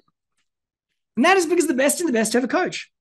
So if you want leads, meetings, and clients, predictability and consistency, if you want clients that come to you, yes, we're running a 3-part, 3-day accelerator. We're going to meet online just like we did today. The start time is the same start time wherever you are in the world. We're going to meet 3 days in a row at the same start time that you started. If you can't attend all the sessions will be recorded. And you know what? We're going to get busy and we're going to do stuff, which is why we call it a build-a-thon. What we want to do is we want to do it with max speed. As a bare minimum, get you started on each of the building blocks so that you follow through and get it done. Max speed, 3 days, 3 3-hour sittings. Think about it, 3 half days. Least effort. Breaking it down into chunks. Here's the first piece. Here's the second piece. Here's the third piece. Let's do it as a group because community equals clarity. Woohoo! Day 1, you're going to create content. I'm going to talk about what content types are working right now, what are not. We have a process that takes as little as 90 minutes where you can create 5 to 15 items of content. And yes, these are things that you can create on your own. These are things that you can outsource to other people, or you can harness the power of AI and do it for chump change. If you wanted to create a lead magnet, you could go to someone and they'll write it for you. I don't know, $4,000. They'll design it for $3,000. Let's get it all done for chump change. And we'll do it as a group. We'll get it done fast. Day 2, assembly. Let's pull together these pages. Because just to remind you, the best homepages in the world converted a crummy 2%. The worst landing pages converted 10%, which I would not stand for. Let's not just put together a landing page that converts. Let's pull together a sequence of landing pages, which is indeed priceless. Day 3, emails and joinery. Emails and joinery, we need to be able to pull together the emails that join this stuff together. The great news is that if you are able to create one gift, right? One gift and one page, you can do almost anything. You can create multiple pages, all that cool stuff. If you can create one email or one campaign, you can create multiple types of email campaign. Indeed, there are at least 5 trigger sequences that I can think of off the top of my head. Automated email sequences. Somebody comes into your world, we'll do the welcome sequence. the elevation sequence to get them to book a meeting with you, a cold outreach sequence, an anticipation sequence after they book a meeting with you, a follow-up sequence after you've had the call and they've given you a tentative yes, a retention sequence to get someone to first win. I pulled all these together in a folder recently, and someone said, oh, wow, that would be like $3,000 for this bit and $4,000 for that bit. I make it free to all the people that do this particular training. I make it free to my Blazers and my Momentum Clubbers. So guys and girls, what's the investment? Would you like to spend 3 sittings with me to get all that done, to get the fundamental building blocks in place? My question is, and I quite deliberately use the word investment, because something like this upcoming accelerator, this build-a-thon, was designed to make you money and or save you money. Preferably both, all right? And you got to ask yourself, how much is a client worth to you? I don't know, is a client worth $1,600? Is a client worth $16,000? What are you doing to find those clients? What are you doing to sign those clients? What are you doing right now which is making these clients vanish and disappear? Hey, off they go. Hey, because you're unintentionally alienating them and you didn't even know that you were doing it. Happens all the time. Breaks my heart. So if you went through this process and you signed one client, would that be worthwhile? If you went through this process and you created one lead magnet, would that be worthwhile? If you went through this process and you built the fundamental building blocks, would that be worthwhile? If you went through this process and I was able to save you 4 hours every week, which works out to be 16 hours a month, 2 working days a month, works out to be 24 days a year, a whole working month for a year. How much is a month of your time worth? Serious question. I'll do this again. And I'm going to ask you, how much is a month of your time worth? If I said I wanted to hire you for a month, how much would you charge me? Because the reality is, if I can save you 4 hours a week, and most B2B sales and marketing professionals spend 2 to 3 days a week just trying to win the next gig. But if I can save you 4 hours a week, which is 16 hours a month, which is 2 days a month, 24 days a year, 20 working days in a month, how much would that be worth to you? Anyhow, I'm sure you're curious about what the investment is. What's the price? What's the damage? It's a sweet 400 USD. Not 4,000, not 1,600, 400 USD. And if you're interested in that, you can go to b2bschool.co, be the prize. And I'm going to put this in the chat tool right here. And I'm going to give you a second, if you're interested, to hit that link and go there. Because last time I did this, someone said, you're going too fast.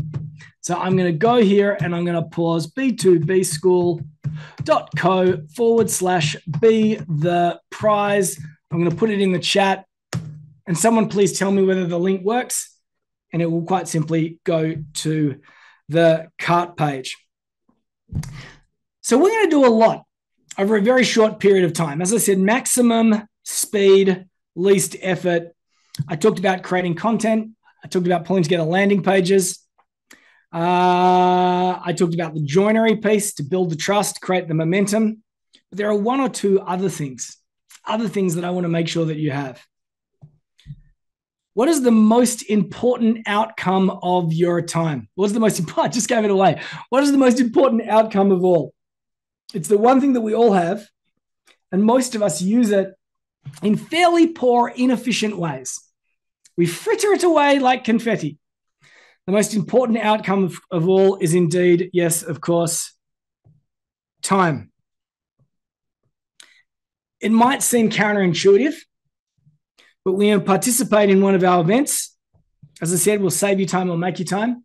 You're saving days, months, weeks, years of missed opportunities in some cases. And one of just a no-brainer example is I know there's people on this call that every week or every month arduously pull together an email newsletter. I know you do. Wouldn't you prefer to put together a sequence? Do you have the know-how or the knowledge to do that? I can get you started with 3 emails. And time is this funny thing. There's the amount of time that we spent on doing the wrong stuff. But there's also the opportunity cost. We call this the cost of inaction. This is Marcus. He says, it was 3 years ago that I set myself the goal to do one of your programs. I even wrote it on my wall calendar 3 years ago. All right, 3 years ago. That year passed and I didn't follow through. The next year passed and I put it off again. This year, I finally bit the bullet. It's been just 6 weeks since I started your training and 2 amazing things have happened. I'm now working with clients who pay me a lot more, 7 times what I was charging. And I've also secured double my projects. That's amazing. That's awesome. But that's not why I've got this. I've got this on the screen right now because he then says, I'm kicking myself that I didn't take action and just make it happen all those years ago. I'm constantly fixated on time. Time is so important, which is why I also have rewards for the proactive. So Marcus didn't make it happen. Took him 3 years to do it. And I know that there are people on this call that you might be here for the first time. And you're going, I don't know these guys well enough, so I'm not going to do it yet. I'm going to de-risk it for you.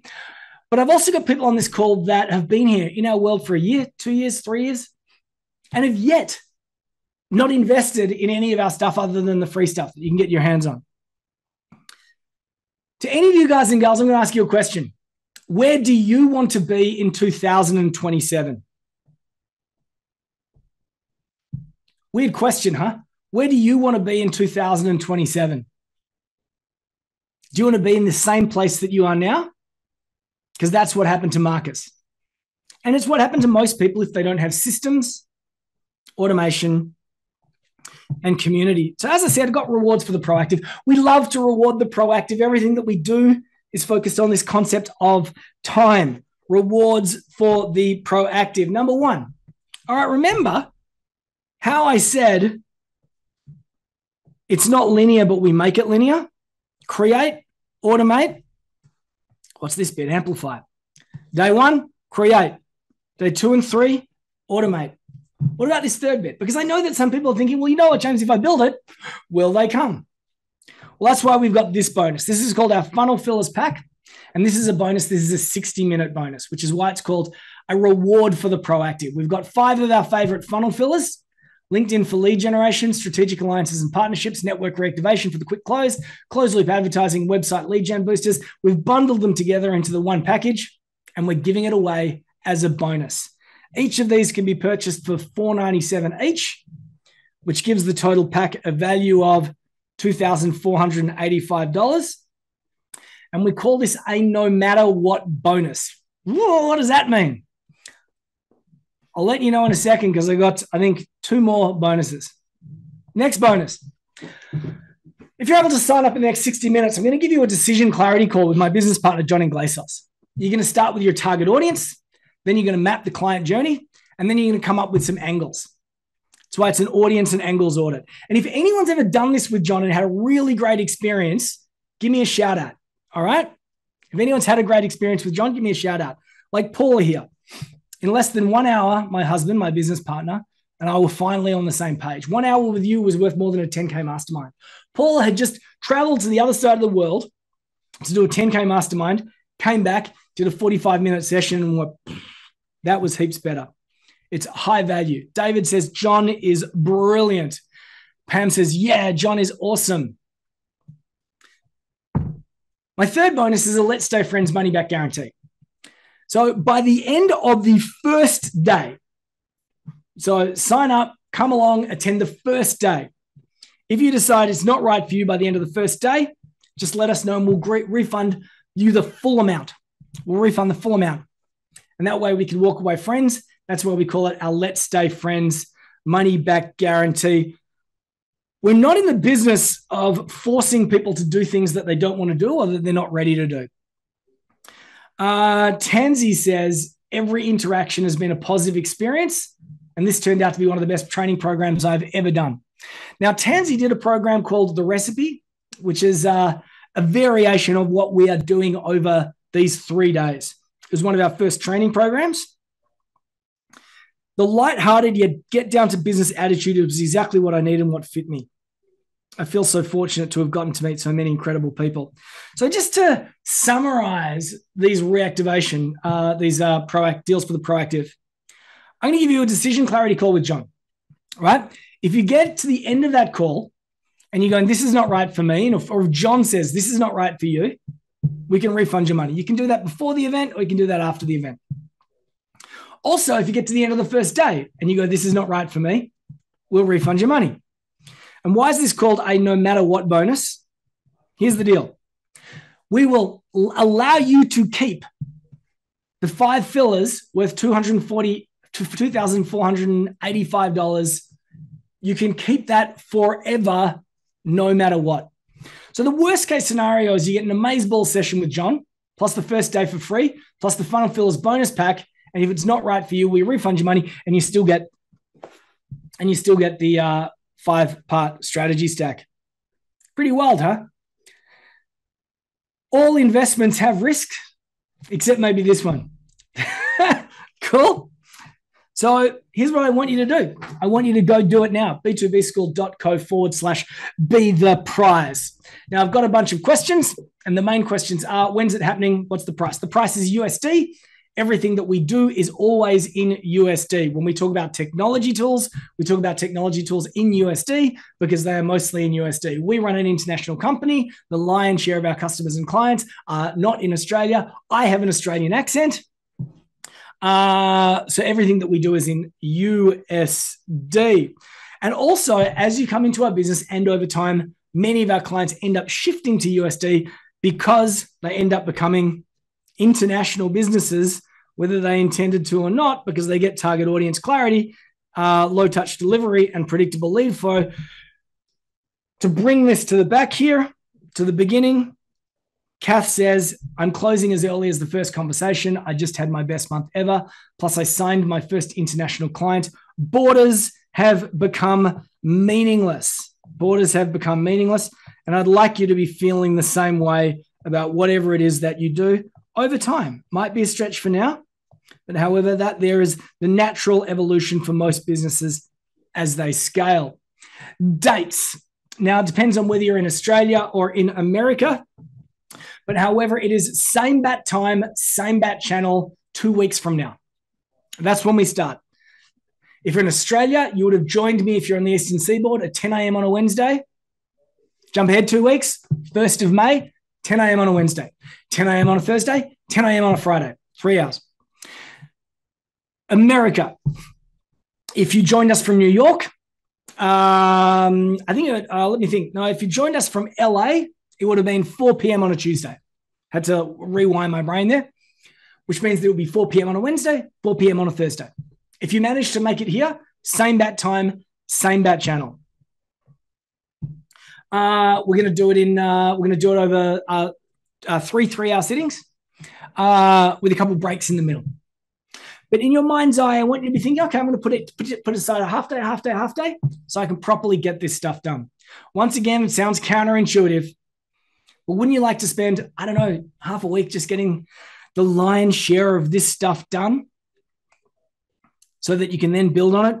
Do the things that you've been meaning to do and haven't done for a really long time. Finally, if you can't make it live for all the sessions, maybe you've got a client call that's already booked on a certain day, we record the lessons. We record the lessons and we chunk them down. We turn them into a product, and then we sell them for $1,997.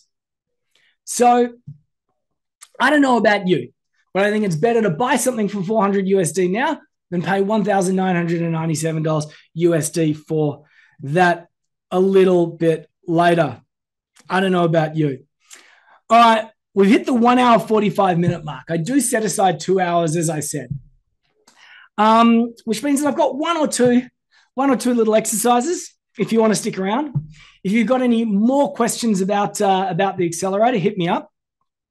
Just remember, if you've got a life partner or a business partner or you're not sure, take advantage of the opportunity that I've presented to you today, because the worst case scenario is that you have that strategy call with John, or the worst case scenario is you do it and then your life partner or your business partner says, we're going to Cancun that week. You can't do it, right? I've already reinvested that money elsewhere. We refund your money, right? Also, if you're going to a business partner or a life partner, it's a really good experience. If you say, I'm thinking of doing this, most business partners and life partners will say, oh, we've got other priorities. But however, if you're able to say, I tend to this, I think it's a worthwhile thing, but you know what? We can have a strategy session for free with a co-founder of the business, which is amazing, 1 hour, get value from that. And then you and your business partner can decide together, or you and your life partner can decide together. And then, as I said, worst case scenario, we give you your money back, or in the first day, we give you your money back. That's the way it goes. Plus, as I enter the home straight, I have one more reward for the proactive. This is limited to the first 10 people. Would you like some design support? We call this the fast starter bonus. You might not need it because we're going to show you how to do these things extremely cost effectively and quickly. But however, would you like us to design your first lead magnet? Would you like us to do that? Something that would normally cost you, I don't know, $3,000 to go get someone else to do. I'm going to show you how to do it because I want to show you how to fish, right? Teach a man to fish. But however, some people just see the stuff that we do and they go, I like your style. Can I get you to do it? I'm going to do that for you for free if you're one of the first 10 people. But if you're not one of the first 10 people, we definitely cannot do that. All right, as I said, we've reached the 1 hour, 45-minute mark, and this is your last opportunity to get any of the participation bonuses. You get the participation bonus sometime in the next 24 to 48 hours. It requires a bit of fiddliness. We've got to figure out what's what and who's who, and we'll send those participation bonuses to you out via email. But this is something that I do like to do when I reach the end of something like this. And I know that some of you guys and gals have got to get on with the rest of your day. I would like you to share with me, what were your aha moments from your time with me today? Were there any aha moments? Were there any epiphanies, little breakthroughs? Was there anything that I said and you just went, oh yeah, that's really useful? If you're struggling, what will you teach others? I don't know. What will you share with your business partner, your life partner, your staff, your crew? What could you possibly do or implement in the next 24 hours? What are these aha moments? And once again, this is the last opportunity to get the participation bonus pack. But once again, this is also an opportunity for you to participate and retain the message. Indeed, I believe that this is the most important participation event, because when you type something, everybody else who's live on the call gets to see what you have typed. And together as a group, you get to see what other people have written. And when you just get to see what other people have written, you go, oh yeah, that was a good point. I'd forgotten about that one. Oh yeah, that point, that person's got the same point as me. Maybe we should connect. Reach out on LinkedIn, connect, do it together, right? Go do that. Community equals clarity. Systems equals sanity. Automation equals freedom. Community equals clarity, because most people live in a world that looks something like this. We call this our focus and progress matrix. What happens is when you have focus, you make progress. When you don't have focus, you do not make progress. That's fairly simple. Very sciencey, isn't it? Focus, progress matrix. People attend a webinar like this and they get focus. Woohoo! Right? I'm trying to get you to retain the information so that you can maintain the focus. But most people then lose focus. Some new shiny thing comes along, they lose focus, so they lose progress. And they get some more focus somewhere else, and then they lose it, then they gain it, then they lose it, and then they gain it. And that's the life of a B2B business owner for the most part. And sometimes this is terrific. You have focus, you're making progress. Woohoo, this is great. But of course, that also means that there are times when you're not making progress and you don't have focus, and it feels kind of stinky. It doesn't feel fun. It's awful. In our world, we try and create a journey that looks for you something a little bit more like this. Yeah, at the beginning, there's a little bit of fogginess, a little bit of confusion. And then we can focus on the things that matter. Progress. Progress. That's what I want for you. Let's have a look at some of the comments here. Azim, not calling it a discovery session or a triage or a breakthrough. Yeah. Discovery call. That is so 2000 19. Right? So 5 years ago. Breakthrough. Oh, I hate breakthrough. You could get away with a triage call, but still, it's much better if you can say, within 45 minutes, you're going to get this outcome. And they go, yeah, woo, that's what I want. Barbara says her take home was the landing page sequencing. Can you remember the story? 800% boost by creating an extra step, automating the trust building, creating momentum artificially. Sonia, lead magnet, gift, and highlight the need. We can provide a solution. Take them through the steps. And I really do look forward to helping you guys and gals, the people that have already signed up, and the B2B Blazers and the Momentum Clubbers, to focus and work on this particular gift, because I see so many lousy lead magnets out there and the world has changed. I'm going to show you how to pull together a back pocket gift. A back pocket gift is something where people go, oh, I love that. I want to put that in my back pocket. And those at the moment are the highest converting gifts. The second one would be an SOP or a checklist or a guide or a cheat sheet.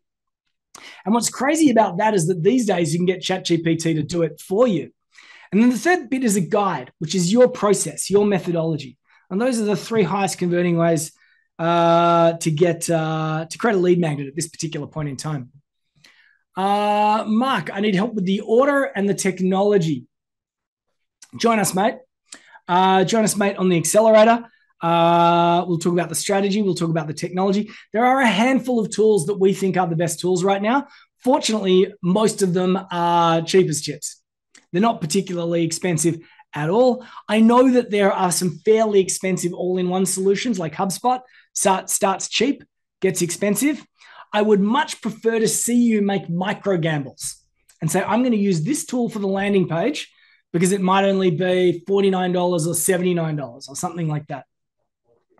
Someone asked me when I was talking about this to one of my crew, and I said, we're pricing this at $400. $133.33 a day, which probably works out to be just shy of $200 for each of the sessions if you are Canadian, Australian, or New Zealander, right? And I said, why 400? Why not 500? You know, something like that. And I said, okay, because what I'd like is I would like to leave a little bit of a margin so that people can invest their $49 here or their $29 here or their $79 here to be able to invest in the tool and get that all done. Because yes, you will need to invest in a technology tool, but you know what? If you're selling knowledge or expertise, an hour of your time should be worth more than $75 as a bare minimum. It really should. And that is because if you do the maths, let's say $100, let's say an hour of your time is $100, you can really only work maybe 20 hours a week for clients. That works out to be about $4,000 a week, $16,000 a month. Works out to be about $180,000 in any given year. If that's the pinnacle of your goals or your expectation, go get a job. I know that's really hard if you're just starting out and maybe you're making less than 30,000 or 50,000 or even less than 100,000, but running your own business is a risk reward game, which means you need to be pricing yourself at least over $100 an hour, which means that if you're investing in a tool for $75 a month and it's saving you $100 in any given month, you're ahead. What's this? The lead page and the structure. Thanks much. Sanity and freedom is better than insanity and captivity. I love that. Craig says, excellent presentation. Thank you, mate. Now, Craig says he couldn't focus the entire time. It's 7 minutes before we officially end. And if you're still on the call, there's a lot of people still on the call, and you want me to send you the recording, type the words recording and we'll do that. We don't normally do that, but I'm going to do that because I love to reward people that are willing and able to put in the effort. So Craig is still here. Write the word recording and we'll hook you up. Mark is he's in. I'm in, just paid. Mark, you left that comment for hosts and panelists. Maybe you didn't want anyone else to see it.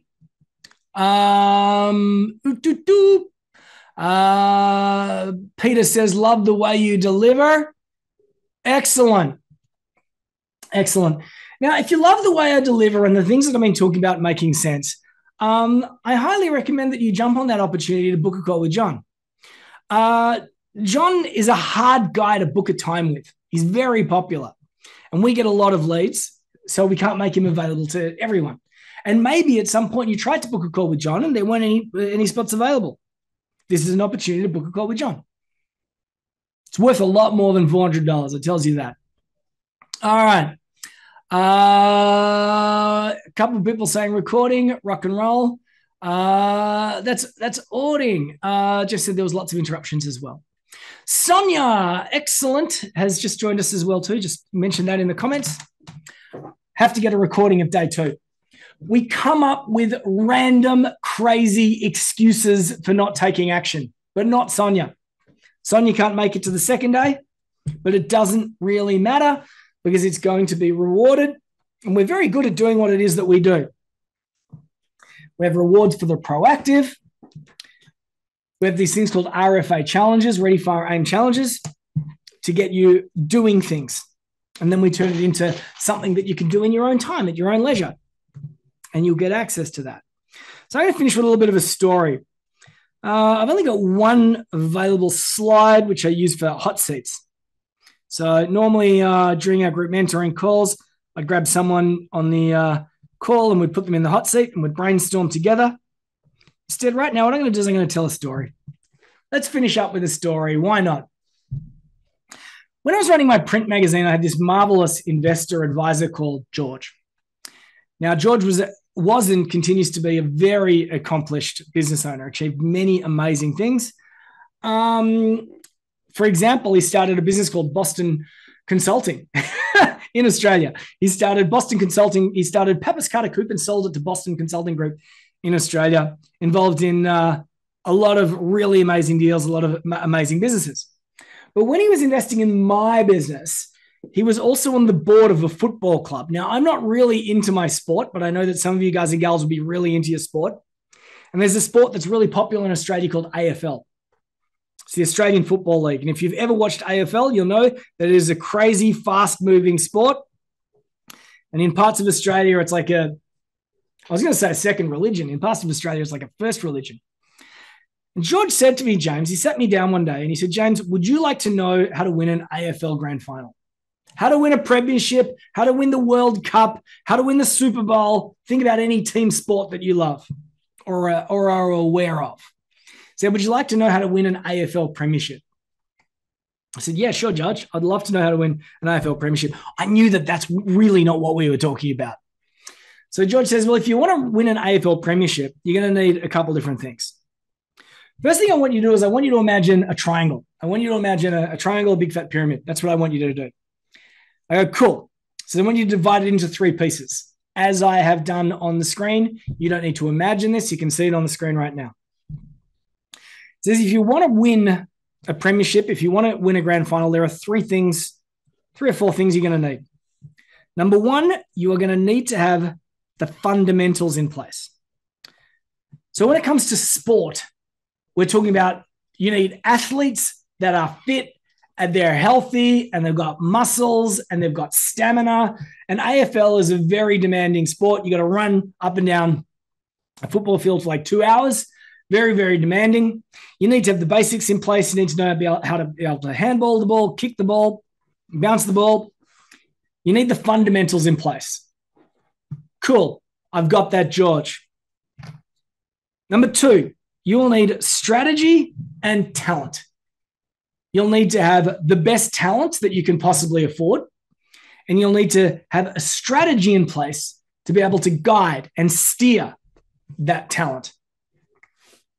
In your business, the talent is probably you, right? But you may be lacking the strategy. You need the strategy and the talent. Makes total sense to me, George. We need people that know what they're doing, and we need A-grade players. Terrific. Great. I get it.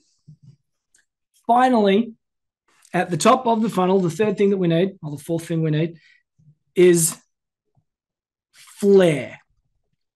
Now, flair is a beautiful, magical, marvelous thing when we see it.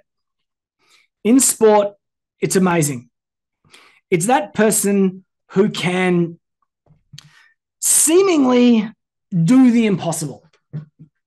They can leap really high in the game of AFL to catch a ball. If it's a quarterback, they can throw it really far. If it's a David Beckham, they can bend it like Beckham. They have flair, and flair is an amazing, marvelous thing to watch. It's a beautiful, marvelous thing to watch, and it's what makes sporting teams great. And that, James, is how you win an AFL premiership. That's how you win a grand final. That's how you win the World Cup. That's how you win a Super Bowl. I go, thanks, George. Pause. Because I knew that that really wasn't what he wanted to say. That was a really valuable lesson, George. But what are you trying to tell me? George said, but you know what, James? When I look at your business, this is the magazine days, here's what I see. I see an upside down pyramid. I see an upside down pyramid. It is all flair teetering on a pinnacle of fundamentals. That's what I see. All flair teetering on a pinnacle of fundamentals. And it hurt because George was right. And the reason is we were winning awards, been named Best Small Publisher in Australia twice, as I told you, when magazine launch of the year. Everyone was talking about us. Who's this person doing this interesting stuff? And I'm congratulated to this day on the quality of my webinars or the posts that I put on TikTok or on social media. Flat. But the reality is, at this time, is that our magazines weren't getting produced on time because I didn't have the fundamentals in place. And if I wasn't getting that done in time, I wasn't able to send out invoices in time. And if I wasn't able to send invoices out on time, I wasn't able to pay my staff on time. And if I wasn't able to pay my staff on time, as George rightly pointed out, my business was all flair, teetering on a pinnacle of fundamentals. And all I need to do is what George said. All I need to do is give it one small nudge, and the whole thing would fall apart, and my entire business would explode. It was a powerful lesson, and it stuck with me to this day, which is why I do what I do, and I do the things in the ways that I do. And that is because today we talked about things from the top down. Yep, I included some things to give you some flair. I gave you some strategy. I would like you to come into our world, embrace our strategy, embrace our talent, embrace the talent of the other people in our world. But at the end of the day, it's all about the fundamentals. At which point I want to say thank you. I want to say thank you for joining us today. I want to say thank you for being here. I want to say thank you for my crew for putting this together and making sure that everything goes swimmingly. And I want to thank our B2B Blazers and our B2B Clubbers, particularly if you lasted all the way to the end. Because if you're part of our world, you tend to look at the fundamentals that we run through. You might even observe how I pitch something or sell something, the process that I go through, outcomes, things, and feelings. I want to thank you. Now, if you are already part of our world, if you're a Momentum Clubber, next week it's business as usual. I can't remember the topic that we're doing next week, but you can check the preloaded calendar. And then the following week, we have our accelerator. 3 sits, it's quite a big one. And we only do it once a year, which is why we call it our build-a-thon. It's quite a big one, and it's a build-a-thon, and that's because it does require a bunch of different moving parts. So it's going to be quite a long one, 3 sets of 3 hours, each broken into 2 or 3 chunks. So we can have a break so we don't go nuts. And we're going to roll up our sleeves, and we are going to work together. I'd also like to thank the people that joined us, that signed up for our next accelerator. You know who you are. I saw a couple of bings. I couldn't see the names, but I did see a couple of people leave a comment. I think that there was a Matt or a Mark and a Josie. Thank you very much for being part of our world. And chances are you were one of these people. Now, we're not going to... well, if you are one of these people and you want one of these things, we're not going to put pressure on you to chase us. You need to chase us, okay? And reach out and say, did I qualify for this or did I not qualify for this? Because the reality is I want to be able to teach you how to do it on your own. And then if you need some help, we will step in. Rock and roll. So have a great day. Have a great night wherever you are in the world. Our Momentum Clubbers and our Blazers, see you next week. And the following week, rock and roll. It's our annual build-a-thon. Let's build out a bunch of these things together. Thank you for the thank yous. Thank you, Nobby and Azim and Barbara. Mark to see you on the accelerator. Thank you, Nathan. Rock and roll. All right. Sonia needs an invoice. I'll find out what's going on with that. Sonia, reply to the email that you've got. That's really great. And for the people that asked for the recording, it might take us a little bit of time to make that happen. But however we can make that happen, let's build it, says Scott. That's right. Well, let's all be Bob the Builder together. Bob the Builder. Can we fix it? Let's finish off in a joke. My 10-year-old told me this joke the other day because we all went to Thailand. We had this wonderful holiday. And I don't know how my 10-year-old's brain works, but he turned around and he said, James, what do you call Bob the Builder when he's on holiday? And I said, what? What, Clancy? What do I call Bob the Builder when he's on holiday? Bob. That's what he said. I don't know what goes through the minds of kids, but there we go. All right. Have a great day. Have a great night. Bye from me. Bye from my crew. Last chance to go to b2bschool.co/be the prize and get in on our hell of a deal with all those rewards for the proactive. Bye from me. Bye from the crew.